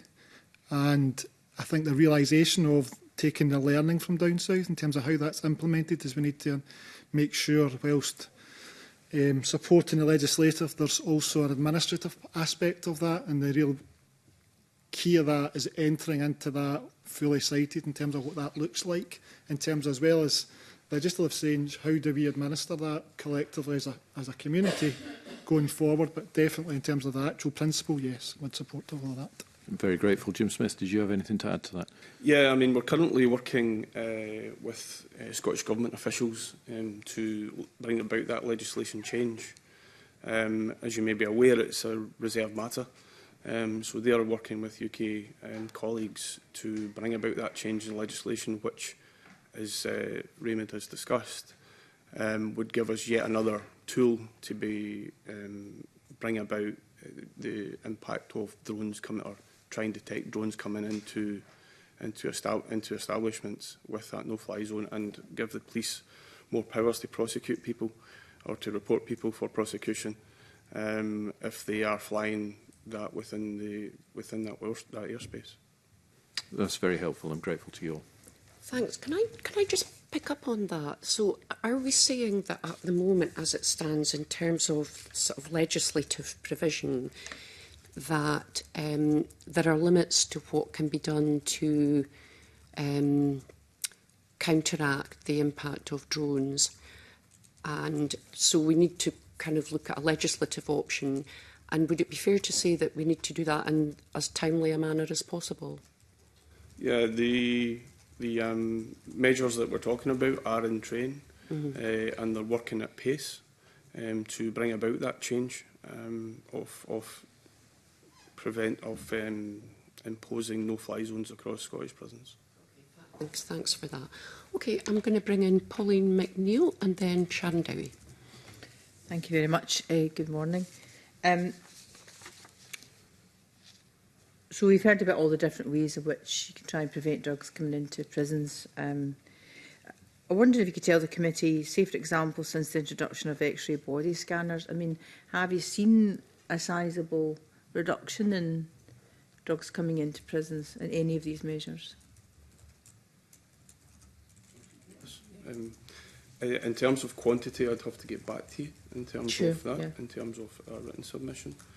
What it has allowed us to do is to be able to identify quite significant amounts of substances within people and allow us to isolate them in order for them to either get rid of it themselves through either flushing it down the loo or by handing it back out to prison staff, and then we then take it and do it, then take it and then dispose of it properly from that sense. So from a harm reduction perspective, it has led to less substances in quite high strength, I would suggest at times, coming into an establishment that would really have a major impact on that establishment pretty often, actually. Thank you. Gillian? From an establishment perspective, what we've found with the introduction of the body scanners is that people are being placed under less pressure. So what we found in an establishment like Shots was if somebody was going out to an appointment, then they would be expected to bring something back in. Now individuals can legitimately say that I will be caught with that substance because I'll be going through the body scanner when I come back into the establishment. So that's made a big difference in that introduction route. We have seen less and less introduction of illicit items that way. So that route has been particularly helpful in terms of supporting the vulnerable individuals and in terms of managing risk when individuals have been in the community. Mm-hmm. Thank you very much. So during the course of the inquiry, we've also had the opportunity last week to sit in private and listen to the experience of former prisoners, which I have to say has changed my perspective just a little bit listening to some of that, and it's been very valuable. But it seems that, I mean, drugs is just such a huge issue for the management and the officers, and it's made the job more difficult, I'd imagine, and prisoners themselves who don't want to be in drugs. But, as you said, Gillian, the boredom, and one thing that struck me that was said was that for some, escaping the reality of what they've done about their crimes can take a long time to come to terms with. So all these things that I'd never really considered, but it kind of strikes you that prisons at the moment just seem to be almost centres for drug rehabilitation. But one of the comments that was made was that perhaps there should be some dedicated provision within the SPS for those who want to get off drugs. Now, I ask this question in the full knowledge that this is not the time because the severe overcrowding and we're still waiting on new prisons being built. But in an ideal world, is it something that the SPS ever considered that maybe there should be more of dedicated units within the SPS for those who want to enter rehabilitation? From my perspective, there is a lot that does get done in terms of every establishment has realigned resources to create support and wellbeing officers, to create sort of support and wellbeing environments where individuals can come to, and lots of support from third sector partners, which is fantastic. I think in an ideal world, it would be great to be able to have areas of our prison where individuals who either did not want to engage at all or wanted to keep working through their recovery journey in a place that they knew would be, if you like, without any access or with limited access because everybody else is in the same position, would be exceptionally beneficial. The challenge of that, as you've noted, is just the population pressures. But I know a number of establishments over years have tried, and there's been good evidence. But now we're against a backdrop of a changing nature of the substances. And the challenge for me is the impact it's having on people's mental health. So we would need to consider how safe it is for some of those individuals to be in those types of environments as well. Almost a staged approach. But yes, certainly, it would be a good thing to have. Mm-hmm. No, I think that's a really important factor. The spin-off of having prisoners on these kinds of drugs, and yeah, the obvious impact on mental health is making it even harder. Just lastly, I asked this question to the Prison Officers Association, and that is that there's been some suggestion that drugs are getting into prison either through coercion of prison staff or where there might be financial benefit. Now, you probably heard the Prison Officers Association response to that, which is one which was something I hadn't thought about, which is that staff themselves, if they spot something that doesn't look right, in terms of self-protection and their own self-interest in staying safe, would spot something and report it. And there isn't a high prevalence of it. But I think it would be just helpful to get your comments on it as well. To speak from a national perspective, but from a governor's perspective, exactly as the Prison Officers Association said, we have staff, most staff would report concerns if they came across anything. Sadly, like any other organisation, there will be a very small percentage of staff who would be involved in that type of activity. But there is continual work ongoing to advise staff of the risks. Individuals will approach staff regularly. Staff often report that to us to let us know, and we need to manage those individuals appropriately so that it's very clear to anybody who's trying to coerce or corrupt a member of staff that it's unacceptable and that there will be action taken as a result of that. So from a prison perspective, we actively work to manage the prisoners who are involved in any type activity like that. Could I further ask if there's any kind of internal guidance used to perhaps spot someone that might be under pressure? Because it's his team. Of course. Okay, so we have an anti-corruption policy within SPS where every member of staff is given a briefing on that. So I'd point towards that in terms of how we challenge it at the very base level. And as Gillian described, we do encourage staff to report on colleagues that they do suspect that perhaps are becoming corrupted, not from a perspective only just to bring them in and discipline them, but from perspective of having that conversation in terms of support, because we don't know what may well have happened in that person's life. What I will say, though, is that corruption, as Gillian described, is an issue within the Scottish Prison Service, just like it is in any prison service or any workforce.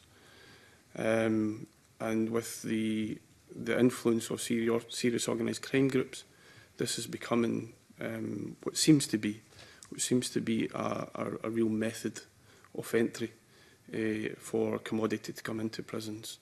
in recent years. And we are working really, really hard, both internally and with police colleagues, to address that.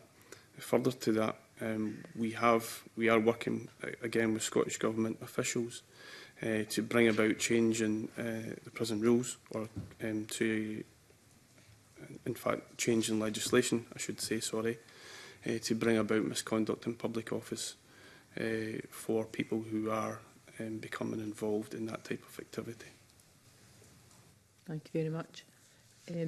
Chief Superintendent Higgins, do you want to add anything to that from the police perspective?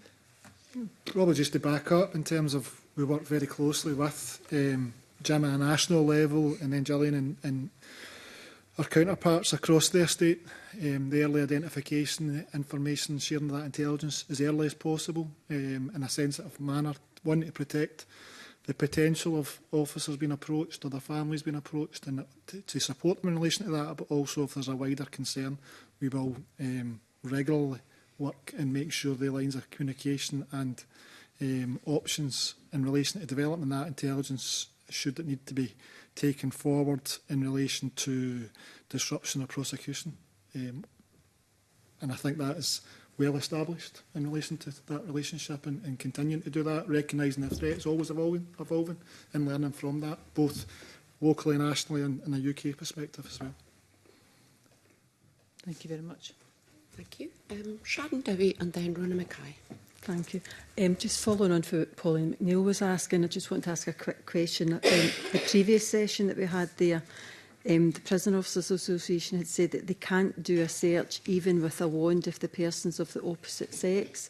So that must cause issues, especially if we're trying to stop the transfer of drugs around prison. The prisoners must know that if there's maybe in the male estate a higher percentage of female officers on, that they won't get searched if they're going round. So are you looking at that policy? What kind of problems does that give you in the estate? And are you looking at the policy to change it? The policy, but I can talk from an establishment perspective. Yeah. We move staff about to be able to facilitate that searching. So it's historically always been a challenge because female staff can't search male prisoners and vice versa. And obviously each other as staff members. However, we move individual staff about. So where we know that we're going to be moving a large number of individuals, then we would ask a male colleague to be there to be able to do that. Where we are setting up for the day and we're looking at our staff complement, then managers will consider the searching needs of that day and assign staff appropriately in order to ensure there's enough cover for that. It's not something that we see as a significant issue because we adapt to ensure that the searching takes place. Just to clarify, if it was a body search, then I would be expecting it to be the same sex person that's Yes. doing it, but I'm talking about a search where it's just a wand. So yeah, the prison rules don't allow us to do that, but that doesn't impact on the ability to search people because we swap in. If it's a female officer, we'll swap in a male officer to search a male and then swap back out again. It does seem to have been raised as an issue with the association. Jim, have you got any comments on that? I mean, I think that when we're using searching techniques, we can use walk-through metal detectors as well, which doesn't necessarily mean that you have to have someone beside you that is, for a male going through it, it doesn't have to be a male that is supervising that. So there's some mitigation there, but as Gillian said, it's really up to the management locally of that particular hall or what have you, or work shed, to bring about the right member of the right gender and number of staff to be able to then safely search people whether they're entering or leaving a particular environment. The search being made by the opposite sex, is that legislation or is that just policy? It's legislation. Prison rules. Yeah. So it's prison rules, but prison prison rules legislation or is it prison policy? Legislation, yeah. It's in legislation, right, that's fine, thank you. Right, on to my question. So, how on agency cooperation, how well are the relevant agencies collaborating to address the problem of illicit substances entering prisons, particularly in terms of serious and organised crime, and could more be done?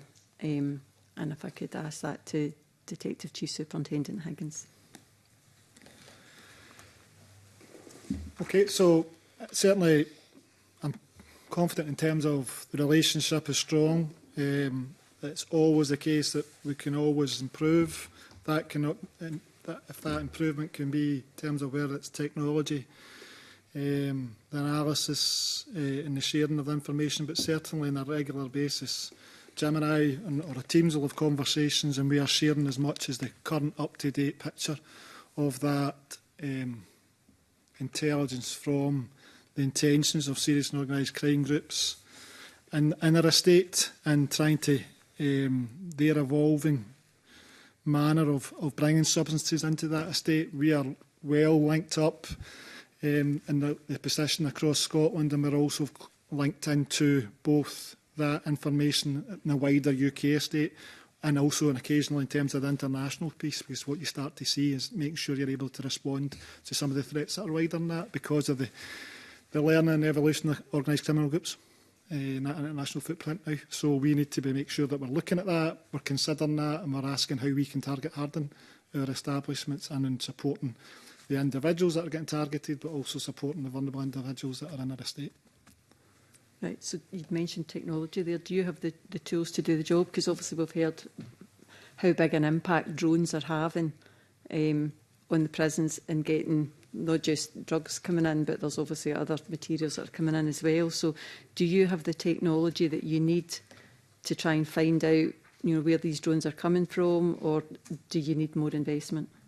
Without question, we need more investment in terms of that ability, because both organisations, I'm comfortable to say that, in terms of you're always trying to catch up and the ability of, so if you take drones, etc., that evolution and development of drones and the development of their ability to take bigger payloads and their ability to disrupt that, our understanding of that, our ability to use technology, our ability to analyse the data we hold in a quicker, more efficient manner to drive our business, to drive our understanding. We are doing a good service and a good role with what we have, but there was without question, we all know that if there was a wish list, there was significant more that we could do. We continue to aspire towards that. It's a far bigger conversation than just that what's in a prison estate, if I'm being honest, in terms of that use of data, that analysis of that, and that driving of the business and the use of technology, but we continually look to strive in best use of the limited resources that we have. So limited resources is obviously an issue then. What action are you taking just now? Because in your submission it looks as if you're expecting there to be an increase in the use of drones. So what action is Police Scotland taking just now to mitigate that with the resources that you've currently got?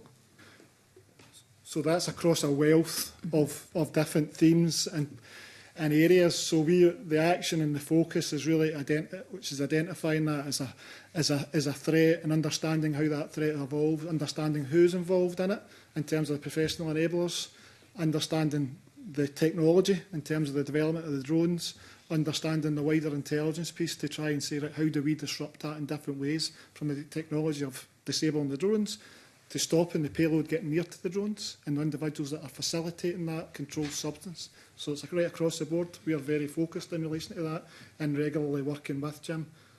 I'm happy to have a conversation in terms of more detail if that suits the committee in relation to how we do that, the specifics, but it's right across a number of portfolios. An awful lot sits with me and Jim in terms of heading up that intelligence space, but there's a lot of work getting done every day in relation to that. Thank you. Jim, I don't know if you want to make any comment. Yeah, I was just going to, probably repeat what Raymond has just said. We do work very, very closely, and some of the support that we've had from Police Scotland has been exceptional. Because perhaps resources are stretched, is that you have to make best use of what resources you do have. On that, we are both part of the Serious Organised Crime Task Force, which is chaired by the CABSEC. And we've gained a great deal of support, certainly from an SPS perspective, from that group. But further from an SPS perspective, we're working across, and Raymond's talked about that too, we're working across international borders as well. We're working with other jurisdictions from other prison services, whether it's HMPPS, who we've got a very good relationship with, right across to Europe, particularly northwestern Europe, because some of the problems that we are seeing and the issues that we are experiencing are exactly the same as what those ones are, those jurisdictions are as well. And that is because of the growth of the serious organised crime environment or arena, and the movement of large quantities of commodity throughout the world, and other law enforcement agencies on Europe, just like Police Scotland, have arrested and prosecuted those people, and it's just exactly the same here. So it's really important that we work not only within the borders of Scotland, but right across Europe to try and understand that threat, and then put mitigation in place to try and address it. Okay, thank you. And just again in your submission, you mentioned, and I might not get the pronunciation right here, Project Consuta. Is that how you say it? I don't know if you could tell us a wee bit more about that. So that's a UK project led by Director General or Deputy Director General of the NCA, and it's about bringing the whole both policing and prison service in a focused way to disrupt that activity, focused in terms of disrupting and coordinated response to disrupting the impact of drones and the impact of that has in our prison estate. And both Jim and I, no later than last week, were in a meeting in relation to that and supporting that from a Scottish perspective to drive that forward. Again, that allows that open lines of communication, open sharing of information, open sharing of capability to disrupt in a UK perspective. Okay, thank you. Thank you. Ben McPherson, do you want to come in? Thank you very much. It's just a question that was provoked by something that Dr. Victoria Marland said earlier, but it's related to other things that other panellists have said. You talked about the success of the photocopying initiative, and you stated thereafter that because of its impact, we are now seeing a trend of synthetic substance coming in powder form. Whether it would be appropriate to answer now or follow up privately, it'd be good to have an understanding of how that is happening, in terms of, is that the drone delivery or the other, how is powder form entering the prison estate? And if you'd prefer to follow up in email, we totally understand. I see. So it's challenging for me to answer how it's happening because I don't necessarily get any background behind. So all of the samples that we receive are anonymous and they're non-judicial samples, so they don't necessarily come with any background of where or how they've been seized. In my experience, the problem is that, of course, as we all know, as long as there is demand for substances within the prisons, they're always going to adapt their methods of trying to get substances into the prisons. So, and one of the real benefits of a project such as the one going on at the Leverhulme is that we are tracking everything in near real time. So we can spot these changes really quickly. So we really quickly spotted that powders were an issue. We could communicate this to prison officers. We could circulate photographs of what these powders were looking like so that they could spot them easier. In my experience, it's probably simply that it's now diverted to either increased amounts of, for example, the drones, or increased amounts of visitors or prisoners trying to smuggle them in on their own bodies. But again, it is challenging for me to comment exactly how they're coming in because I don't necessarily get the background information for the samples that I receive. Did you want to add anything, Jim Smith? Yeah, I mean, I think with the powders, really, as well as the drones that can, in the size of payloads, that they can deliver commodity to prisons. With the powders, we've seen such high strength, particularly in benzodiazepines, and the strength of them that have came in for the recent incident in one of the establishments that 6 people had to go to hospital. And that was after taking a very, very small amount each of this substance. and the intelligence would suggest that came in through visits and passed by a kiss. So very, very small quantities. So I guess I'm just trying to make the point is, although drones can put big payloads in, small quantities, we have to be vigilant against them as well because of the strength of the chemical within that. I appreciate that makes the whole situation even more challenging because of the impact of the synthetic substances just from a small amount. So, okay, thanks for relaying that. Thank you. Okay, thank you.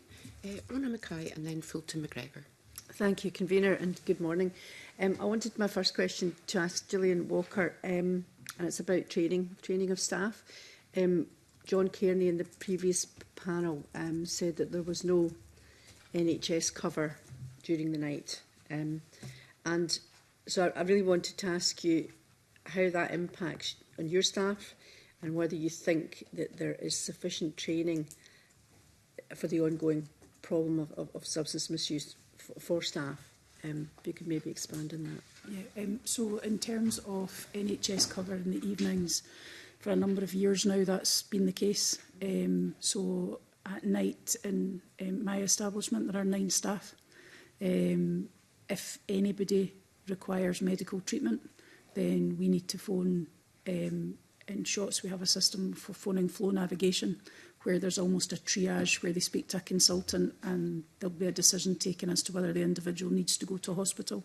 That doesn't exist across all prisons, so often a first line manager who's in charge of the prison at night will make a decision as to whether or not they need to phone an ambulance based on the presentation of an individual. An ambulance will arrive or not, depending on the time and how long that takes and the pressures on the NHS. If an ambulance does arrive and the individual is decided has to go to hospital, then that takes a significant number of staff out of the establishment, out of an already small staff group. So the impact of not having a medical professional to make an assessment at that time is challenging for us.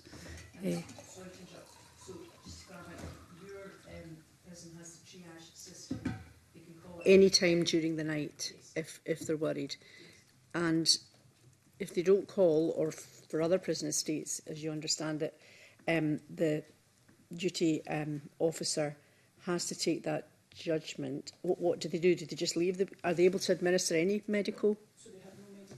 They don't have medical training. So in almost every case, if it's not something that they can go and speak to an individual, they will go in, they will, again, from a safety perspective, they will have to open up the individual again and risk assess whether that's safe to do so. If the individual is presenting in a way that is of concern to them at all, almost like you would in any member of the public if you saw somebody of concern, then they will go and phone either the flow navigation if it's somebody saying the only things that they don't phone for and they phone 999 directly is for any issues around people's heart or somebody who's unconscious or but in other establishments for anything at all it's a case of okay, I'll need to phone and get advice as to how to manage. Are your staff trained in the use of a defibrillator? Yes, they are. Okay, so in your opinion, I'm imagining you're going to say you would prefer that NHS support to be there at all times. Yeah, and the NHS may still have to make the decision to send somebody out. It would just mean that there would be somebody there on site to make an assessment of an individual's medical presentation, because in the evening there is nobody trained to do that. And roughly how often does that occur, you know, in terms of an incident during the night? I mean, I know you can't say exactly, but just... It's pretty regular. Right. I can talk about my own establishment, and it's not unusual for at least once a night that a first line manager will have to attend an area where an individual... Every night? Yeah. Okay. Now, they might not all go to hospital and they might not need medical treatment, but almost every night there will be a call that requires a check-in on somebody to see how... And so do you think your staff would appreciate more and, you know, more complex training in these issues? I mean, has it moved on from when drugs weren't so much of a problem as they are today? I think it's difficult because I think we would need to be really careful. We can't medically train our staff. That's not what they're there for. Yeah.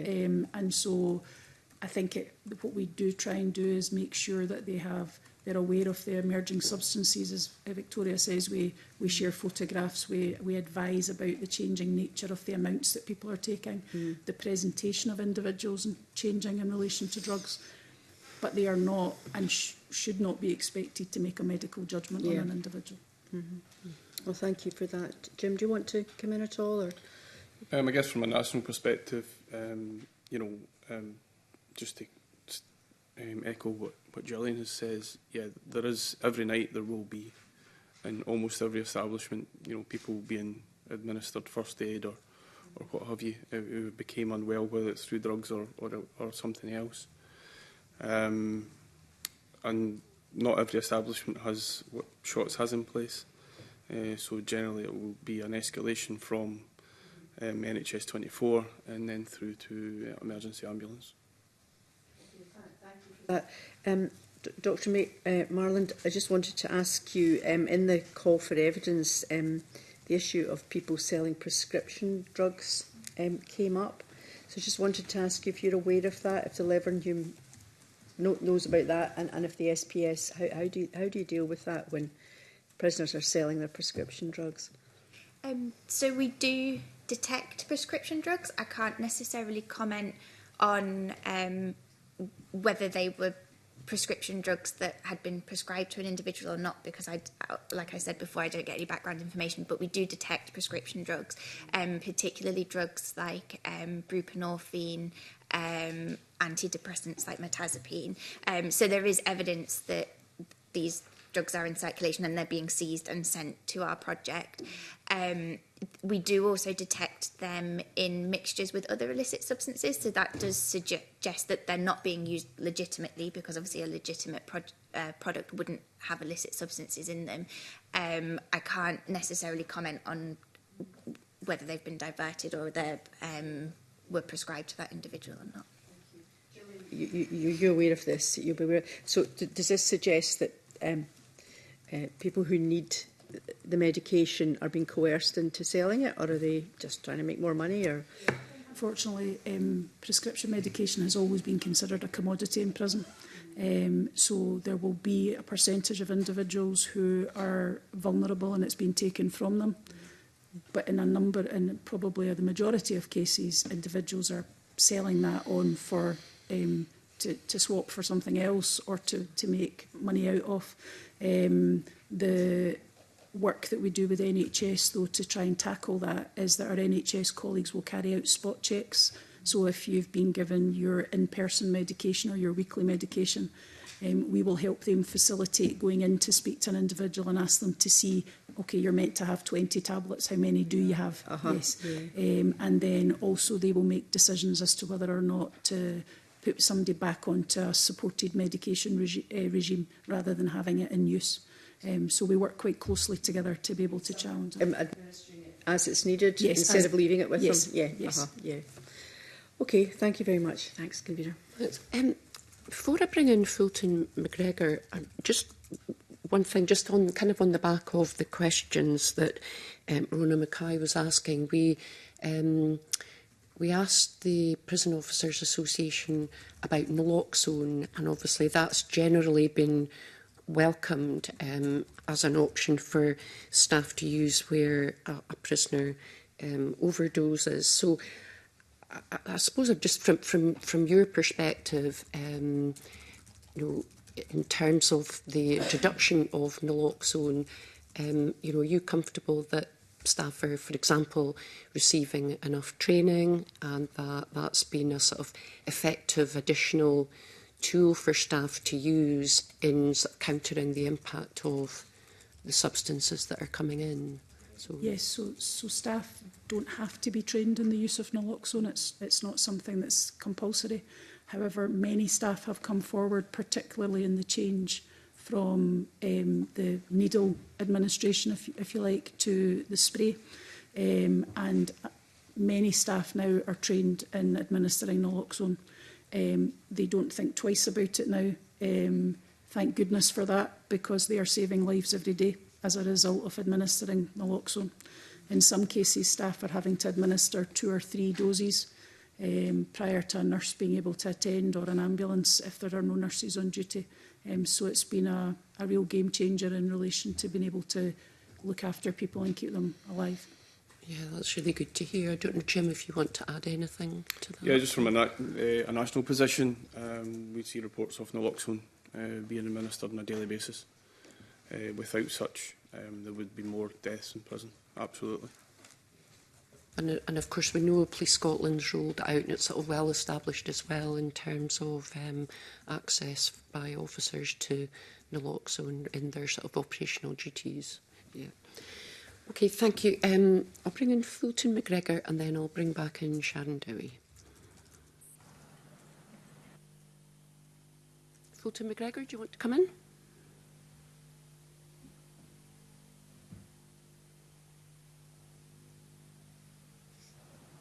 I think that's me now. Yep, there we go. Yep, we can hear you, Fulton. On you go. Hello? Yep. Can you hear me now, convener? Yeah, can hear you now, Fulton. On you go.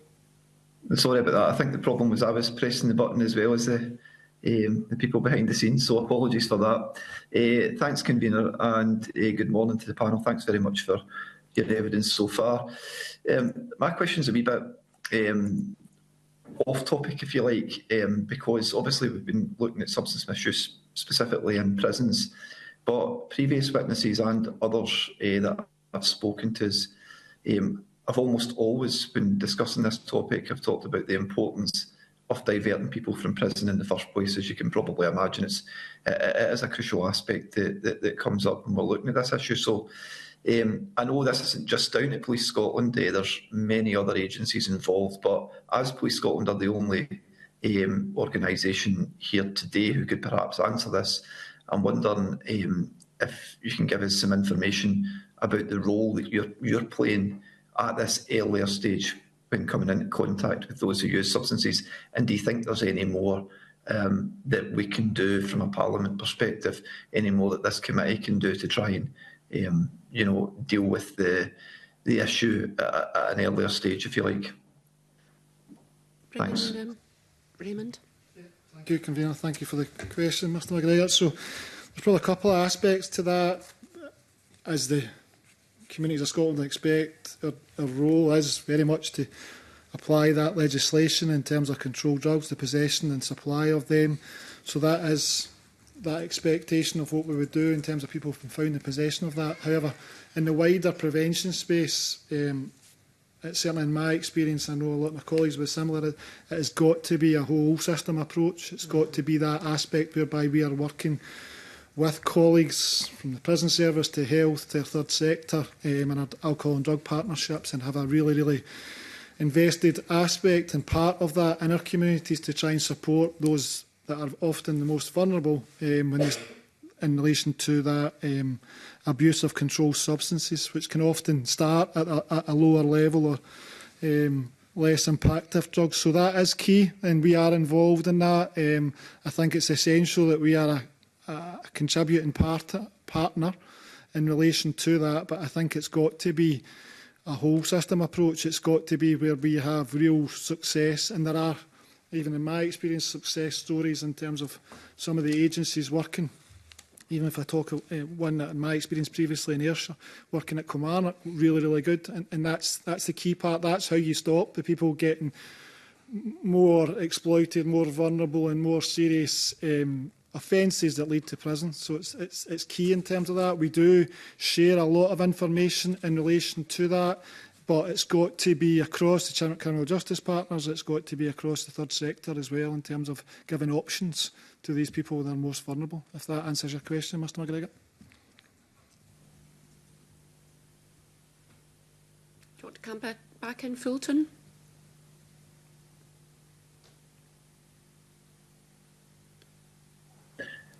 Yep. Actually, no. I think that's answered it quite well, convener. I'm happy enough with that. Okay, thank you. Okay, I'll bring in Sharon Dowie. Thank you. We received written evidence around issues with the management of an offender at risk due to any substance, or the MORS policy. And we also heard issues with it in the last panel there. So I wonder if you would be able to tell us a bit more about the review. We believe it's been reviewed just now. If you could tell us a bit more about the work that's going on with that. And also, in the last panel, we heard that in one prison there was 15 people on it, and they had to be monitored every 15 minutes, which obviously had a huge impact on the staff, on their welfare. It's obviously labour intensive, time consuming. So I wonder if you would also be able to provide the committee with any data that you've got on it for the long-term trends in the use of MORS, including a breakdown of the numbers that are placed on it, including at weekends and evenings. So, but if you could go back and tell us maybe more about the review of the policy and the issues with it. Yeah, so first of all, just we can provide the information for you in terms of statistics after this session. The MORS review has been underway for some time with health colleagues in NHS, and that has included a range of professionals from that organisation. In terms of having multiple people on MORS at the same time, yes, that is very resource intensive. And at times I've seen that when I've worked in prisons, where the management in place at the time will put more resources into that area to ensure that those people are being supervised properly. But again, that then detracts from another place elsewhere in the establishment, which is, you know, a difficult balance to be had. But if we have someone in MORS, we absolutely have to follow the processes and make sure that that person's safe throughout that period, whether that's during the night or whether that's an evening patrol or whatever time of the week and the day. Okay, Gillian, do you want to? Yeah, I think MORS is a challenge, particularly when there are a number of individuals who are being monitored. As Jim said, in an establishment, we would look to put additional resources. So, for example, on my night shift, if we know that the numbers of MORS has spiked that day, then we will look to put an additional resource at least in to be able to support the staff that are already there, because we recognise it's a lot for staff to try and monitor individuals on a constant basis like that. That's a lot to do. The review of MORS is ongoing, and I think the important part of the MORS policy is that it's something that allows us to keep people safe, but with a recognition that staff are not medically trained. So they are looking for a response from an individual rather than being able to make any judgment on a medical presentation. And that's something that staff struggle with, because they want to help and they want to assist. And they're always concerned that, well, I don't know how somebody presents, how can I make a decision around his medical presentation? And we're not asking them to do that, we're asking them just to literally get a response from somebody. But it's a real challenge for staff, and where we have spikes, it can be very difficult to manage. You actually mentioned that obviously they're not medically trained, but did they receive adequate training, PPE, risk assessments? Because you actually mentioned earlier on about they don't know what they're open, like when they open a cell in the morning, they don't know what they're going into. So do they get adequate training to actually deal with what they could be faced with each day? So staff are trained to manage an emergency situation and to provide immediate first aid until a response is, until we can get nurses who are normally on site if it's during the day or in the morning, or indeed when an ambulance calls. So emergency first aid, they're trained in carrying out. The work that we do in terms of staff making an assessment whether it's safe to enter, there is a standard operating procedure in place where staff should consider whether it's safe to open the door if there is a risk to them, if they can see something in there that believe them to be at risk. However, as substances change, we continue to evolve and develop that guidance for staff to ensure that we are as up to date as we can be about any potential impact that there might be on them. Okay, so the policy is under review, but there's obviously been significant concerns raised about it. When will the review be completed? I couldn't give you a date for that. I know that the work has been done around alcohol and drug strategy, which was the first part of that, and that's been completed. And the next part is the MORS policy. We can certainly write to you with a date after today's. That would be good. Jim, do you have any idea of the date for completion? No, there's a short life working group still ongoing at the moment, and that is evolving as we speak. But as Gillian said, we can write to you with an expected end date of that review and then implementation of next steps. No, that'd be good. Thank you. Okay, Pauline McNeill, I think you want to come back in. Yeah, just wanted to come back on something about the future of the SPS and capacity. I mean, I'm sure as you do, I still remain very concerned that in Scotland prisoners who serve their time for the crimes they've committed can't always serve their time in a drug-free environment, especially if they weren't on drugs when they went in, is a really national concern I'm sure that you share. The question came up in the previous session about the capacity of the New Barlinnie prison, which I understand will give the SPS, I thought it was, so Barlinnie's 900, although they double up at the moment. But the new prison, I thought, would have 1,300 places or thereabouts. So that is a 400 increase. I wonder if you could clarify that, and if you think what the increased capacity is when the new Barlinnie comes online. I'm really sorry, I wouldn't be able to. I could get that for you in terms of capacity, okay. But it's not something that I would be comfortable to give an answer on, because I would be guessing. Sure. I suppose what I'm really driving at is, given all the pressures that you've talked about to the committee, overcrowding is one of the central issues in managing all of this. So trying to envisage, well, when we might, obviously, just because you build more prison places, I accept, doesn't mean to say, but it does hopefully give some more scope to have less overcrowding and doubling up. I don't know if you can answer that, Jim, as to... Again, the exact capacity, I wouldn't be able to give you exact at the moment, but it is around about 1,300 space place that wouldn't see people perhaps doubling up in single cells. So for that perspective, that is a positive and it's welcome. What would happen in terms of the staffing and more support? Is that what you're asking? It's really, I'm just trying to envisage that, is there anything going to happen in the future that will alleviate the pressures on that you're under to try and reduce prevalence of drugs in prison and keep prisoners and staff safe? And I thought, well, that might be... Yeah. I would have thought you'd be already planning for some of these things. And there's Inverness as well as doubling. Yeah. So it's not everything, but it's something to cling on to. I thought you might be planning for that. Yeah, it is constantly under review. And people in the Scottish Prison Service are working hard right across the kind of sector to try and predict. Try and predict what numbers could well be in the future in the next few months to years. And that information will form part of the solution, I would say. In terms of more capacity, I really couldn't comment on that at this moment in time. But the SPS is planning for the possible prospect that, should the prison population remain broadly the same, that would give you some scope to start doing more, if you like, because you've got more space. I think the challenge at the moment is that there is no capacity, and it's really difficult to plan for the future when we're operating at the moment well above where we should be. So we continue to develop, how we would like it to run and what work we would like to do. But the real challenge on establishments just now is there is no stopping people coming in is the challenge, rather than how we're going to manage them when they're in, because we've got so many, as you're aware, the population is so high at the moment.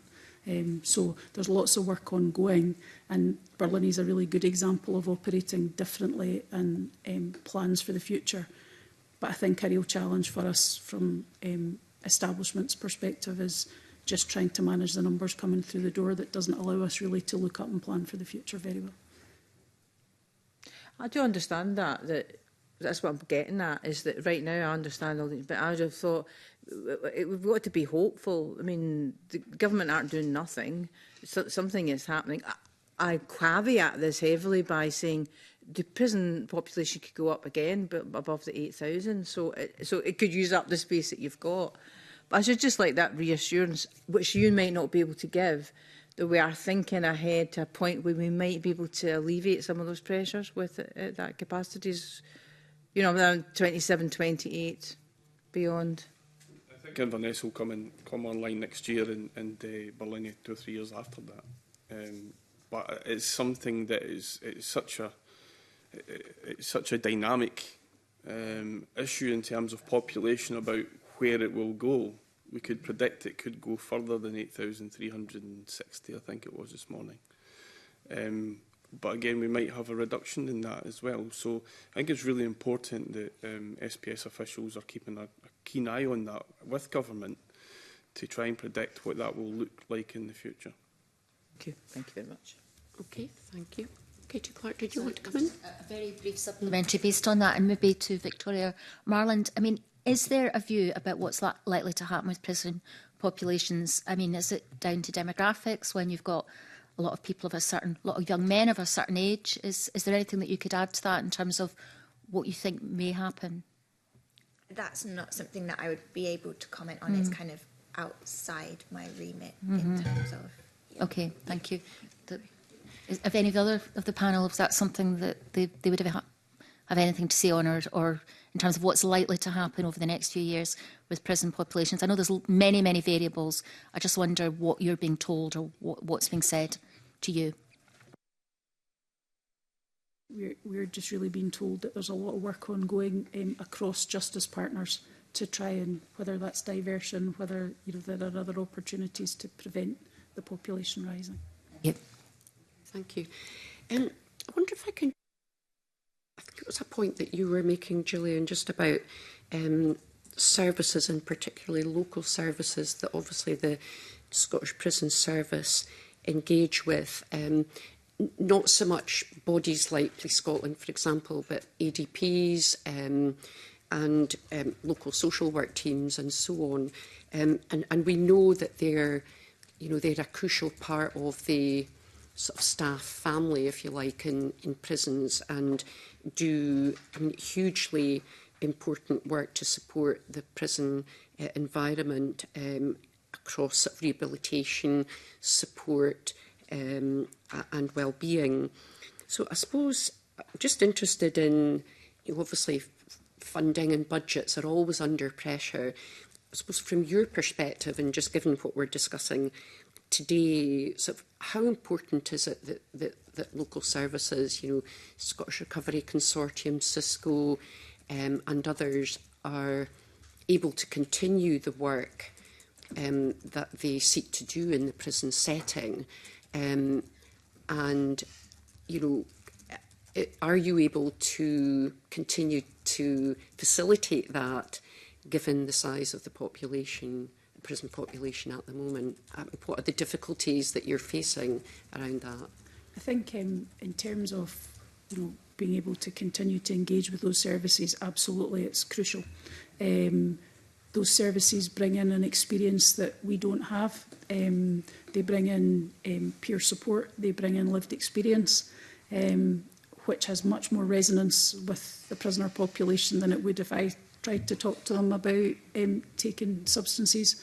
And they really make a huge difference to how individuals feel and helping them get on the journey to recovery, whatever that looks like for them. So it's vital that we continue to engage with them, and our recovery services would be poorer without them. I think in terms of the sort of next steps and where we go with that, demand now outweighs supply in terms of recovery services. So we have, establishments are now considering what do we realign to create more space. There is a real demand. Individuals are looking to engage differently. They see the benefit of engagement in such services, or just the opportunity to get out the hall and spend a bit of time talking to somebody about how you're feeling. At first it was probably people are a bit dubious about it, but now individuals have really bought into it And for us, the problem is not being able to give as many people access as we would like. So it's again about realigning resources to consider how we do that. Yeah. Thank you. And I suppose just from the Police Scotland perspective, I mean, obviously a lot of the work that you do from a sort of preventative aspect sees engagement with the likes of EDPs and other, particularly third sector organisations. So I don't know if you can maybe just expand a little bit more on, you know, locally in local areas, how important those relationships are with local services that are all working to the same goal, which is to sort of ensure that there's a preventative approach and rehabilitation at the same time. Yes, I'll just go on personal experience and I'll go back to my time in Ayrshire, which is most recent. Without question, there's a real willingness, but it's the support and the funding to the organisations in the third sector, both from the diversionary aspect before the considering of a custodial sentence, but also those that have been in the custodial sentence and the state supporting them at the immediacy of just coming out, supporting them to get access to the wider services. That's the aspect when you've got that ability, resource to do that, that makes a huge difference, because the initial introduction back into your community is often the biggest challenge, because you're used to that regimented aspect of being in the estate, to going out and how do you do it, and you're often very lonely of the people the most vulnerable. And I've seen real success stories, but the challenge of that is there's a limited capacity, there's limited funding for some of these organisations, and without doubt, if we're able to support them and fund them appropriately, it may have a real positive aspect in terms of reducing the numbers in the estate, and certainly in my experience, Convener. Rona Mackay, did you want to come in with a supplementary? It's not particularly on that, it's just another question. Thank you. I'm going to ask Gillian first. I wanted to ask about remand prisoners and whether they are treated in the same way as, you know, the other prisoners in terms of searches and, you know, sort of recovery and medical assistance. Is that, can you maybe just clarify that? Yeah, so the remand population, everybody's searched and under prison rules dealt with in the same way, whether you're a remand prisoner or not, in terms of security. The challenge in terms of recovery services, etc., it might be that where some establishments can, they will offer some services to remand prisoners, but it tends to be more to convicted prisoners, again, largely in terms of numbers. However, that doesn't mean to say that they wouldn't engage with NHS addiction services. It's just the more third sector work tends to be more focused on convicted prisoners just because of the numbers that we're dealing with. Whereas, although some remand prisoners are there for some time. Yes. It's not like just in and out, it's sort of whatever. Yeah. Yeah, so and so largely their support comes from NHS, but if establishments can, and I know some establishments do run groups for remand prisoners, but again, it's just the tension of trying to manage the population. Thank you. Thanks, Convener. Thank you. Just watching the time, and I wonder if I can maybe just ask a couple of final questions and direct them to Victoria, just in relation to the submission that the Leverhulme sent to the committee.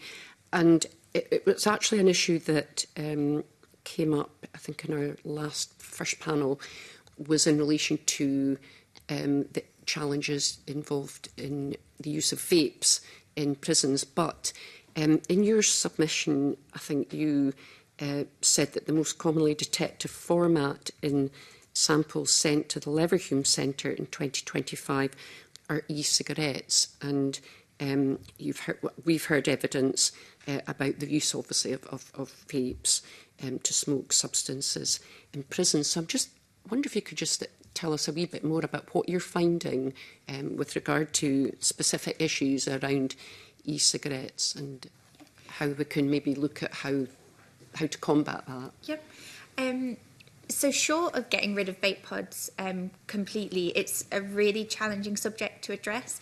So in my experience, it's not necessarily the initial vape pods themselves that are our problem, because they are all, they're prison issued. The residents can only access vape pods that are sold to them by the prisons.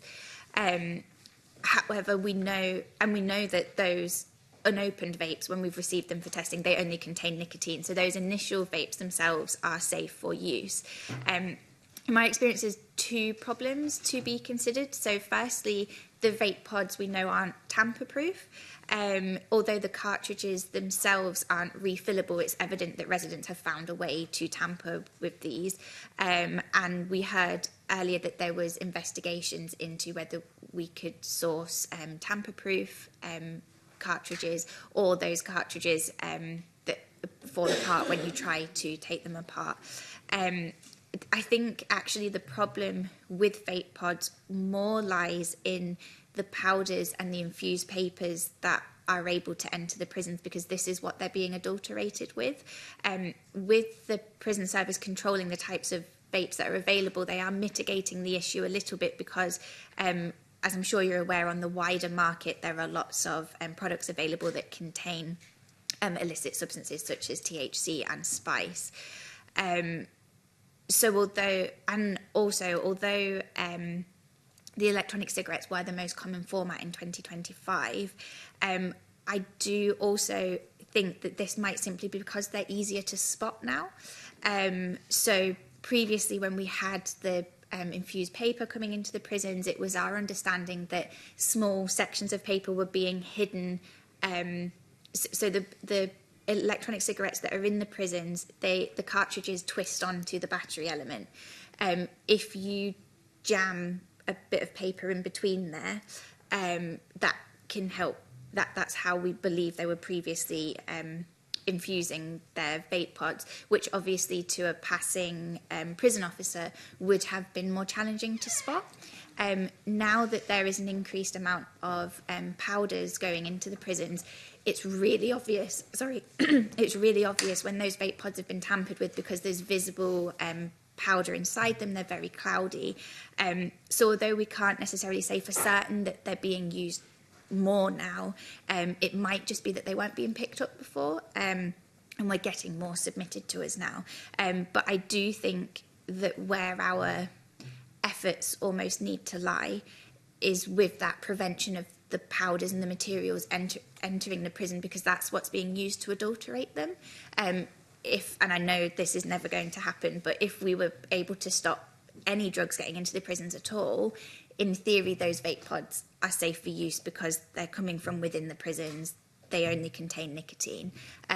So I think in my opinion, in my experience, where our kind of efforts need to lie is continuing our efforts with stopping powders and tablets and substances like that entering the prisons. Yeah, okay, thank you. It's fascinating. I don't know if Jim or Gillian, if you want to come in. We are currently working with other jurisdictions in terms of prison services to try and limit the types of devices that can be manipulated into taking drugs, as Victoria has suggested there. That's really good to hear. And I suppose talking about that sort of joint work, I was interested to read, in just by way of a final question, in the Leverhulme Centre's submission about the really important work that you're doing, and the data in particular that you've been able to provide that supported the development of sort of multiple national and international policy changes. So that's that's great for the centre, and it's really good to hear that Scotland's sort of leading the way in that. So I suppose just bearing in mind the sort of longer term plan for or aspirations of the centre with regard to developing and establishing a sort of national drug testing process, then or centre, just how important is that work? Just bearing in mind what we've been discussing today, how important is it that that provision comes to fruition? Yes, absolutely. So as we've heard, the data from this project provides lots of evidence to help develop policies and strategies. And as I mentioned before, it's this near real-time nature of the data that really helps us to provide information to the prisons quickly when it's still relevant, rather than if we were to do projects where we gathered up samples and then analysed them a year later, it's too late for us to make an impact. So this consistent submission of samples is what's really having a good impact. We work really closely, we're also working really closely at the minute with the prison service to further develop our means of testing urgent samples. And how we can most efficiently do this, particularly for instances such as mass hospitalisations. It allows us to rapidly feed back data on the substances that are involved, and allows the SPS to inform managing their responses. And I think it's important to stress as well that the harm reduction that we're trying to provide is to residents and staff, trying to keep staff safe as well. Some of the work that we've also been doing is trying to ensure that we can keep their processes efficient. And we've heard a lot today about how their resources are really stretched, and they have really limited time to be addressing harm reduction within the prisons. And I think one really good example that came out of our collaboration was our work around increased fentanyl alarms coming from the Rapiscan instrument. So just to give a quick bit of background, there was an instrument update which increased the number of fentanyl alarms they were getting because it was cross-alarming with a synthetic cannabinoid. When they were getting these fentanyl alarms, they had to put quite a lot of resource into health and safety protocols, because obviously fentanyl is a very potent substance. And we worked really closely with them to develop secondary testing methods that aided them to confirm whether fentanyl was actually present or not.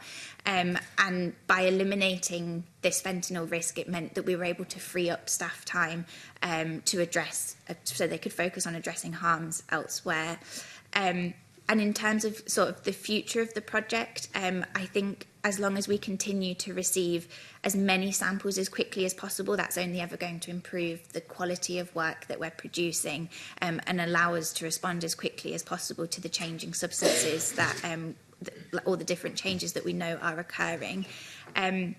I do also think, and it might already be being implemented, I think the data can be really useful in terms of educating residents within the prisons, particularly when they're getting close to liberation. We know that the substances that we detect within the prisons are very different to what we detect in the general population. For example, synthetic cannabinoids are very prevalent in prisons. They're not as prevalent in the general population. And I think if we're able to educate through our harm reduction services these differences to residents, particularly at a point when we know that they're at a heightened risk of overdose on liberation. And then additionally, we're also working on developing quantitation methods so that we can understand. We know we've heard a lot about the increase in strength because of the nature of synthetic compounds. We really want to understand this so that we can, again, this could be used to educate residents in terms of drug alerts, similar to Public Health Scotland and their radar alerts, so that we can educate them in terms of, we know that drug use is happening within our prisons. This is how it can be more informed. This is how we can keep you safe. And I think that's where monitoring projects such as this are really, really important. We do also, just as a final point, do have a really good international research relationship with lots of different bodies across the world, including the UNODC. And this can really help us try and predict what's coming next to Scotland. For example, ethyl bromazole has been raised quite a lot as maybe the next benzodiazepine, but what this means is that we're currently in process of gathering lots of data so that we can put this, we can keep the instruments up to date and make sure that we can start detecting this before it starts to become an issue within the prisons, if it's going to become a problem. Yeah. Really fascinating and great to hear of those plans of going forward. So that's really great to understand. Okay, so I think we'll wind things up there. Thank you very much, everybody. I don't know if there's any final points that you want to make before we close this session. We've covered a lot this morning, which has been really, really helpful. So next week we will continue to take evidence as part of our inquiry, and we will focus on the work of the Scottish Prison Service, again, the Gluttons for Punishment, and the National Health Service. So with that, thank you again, and we'll move into private session. Thank you.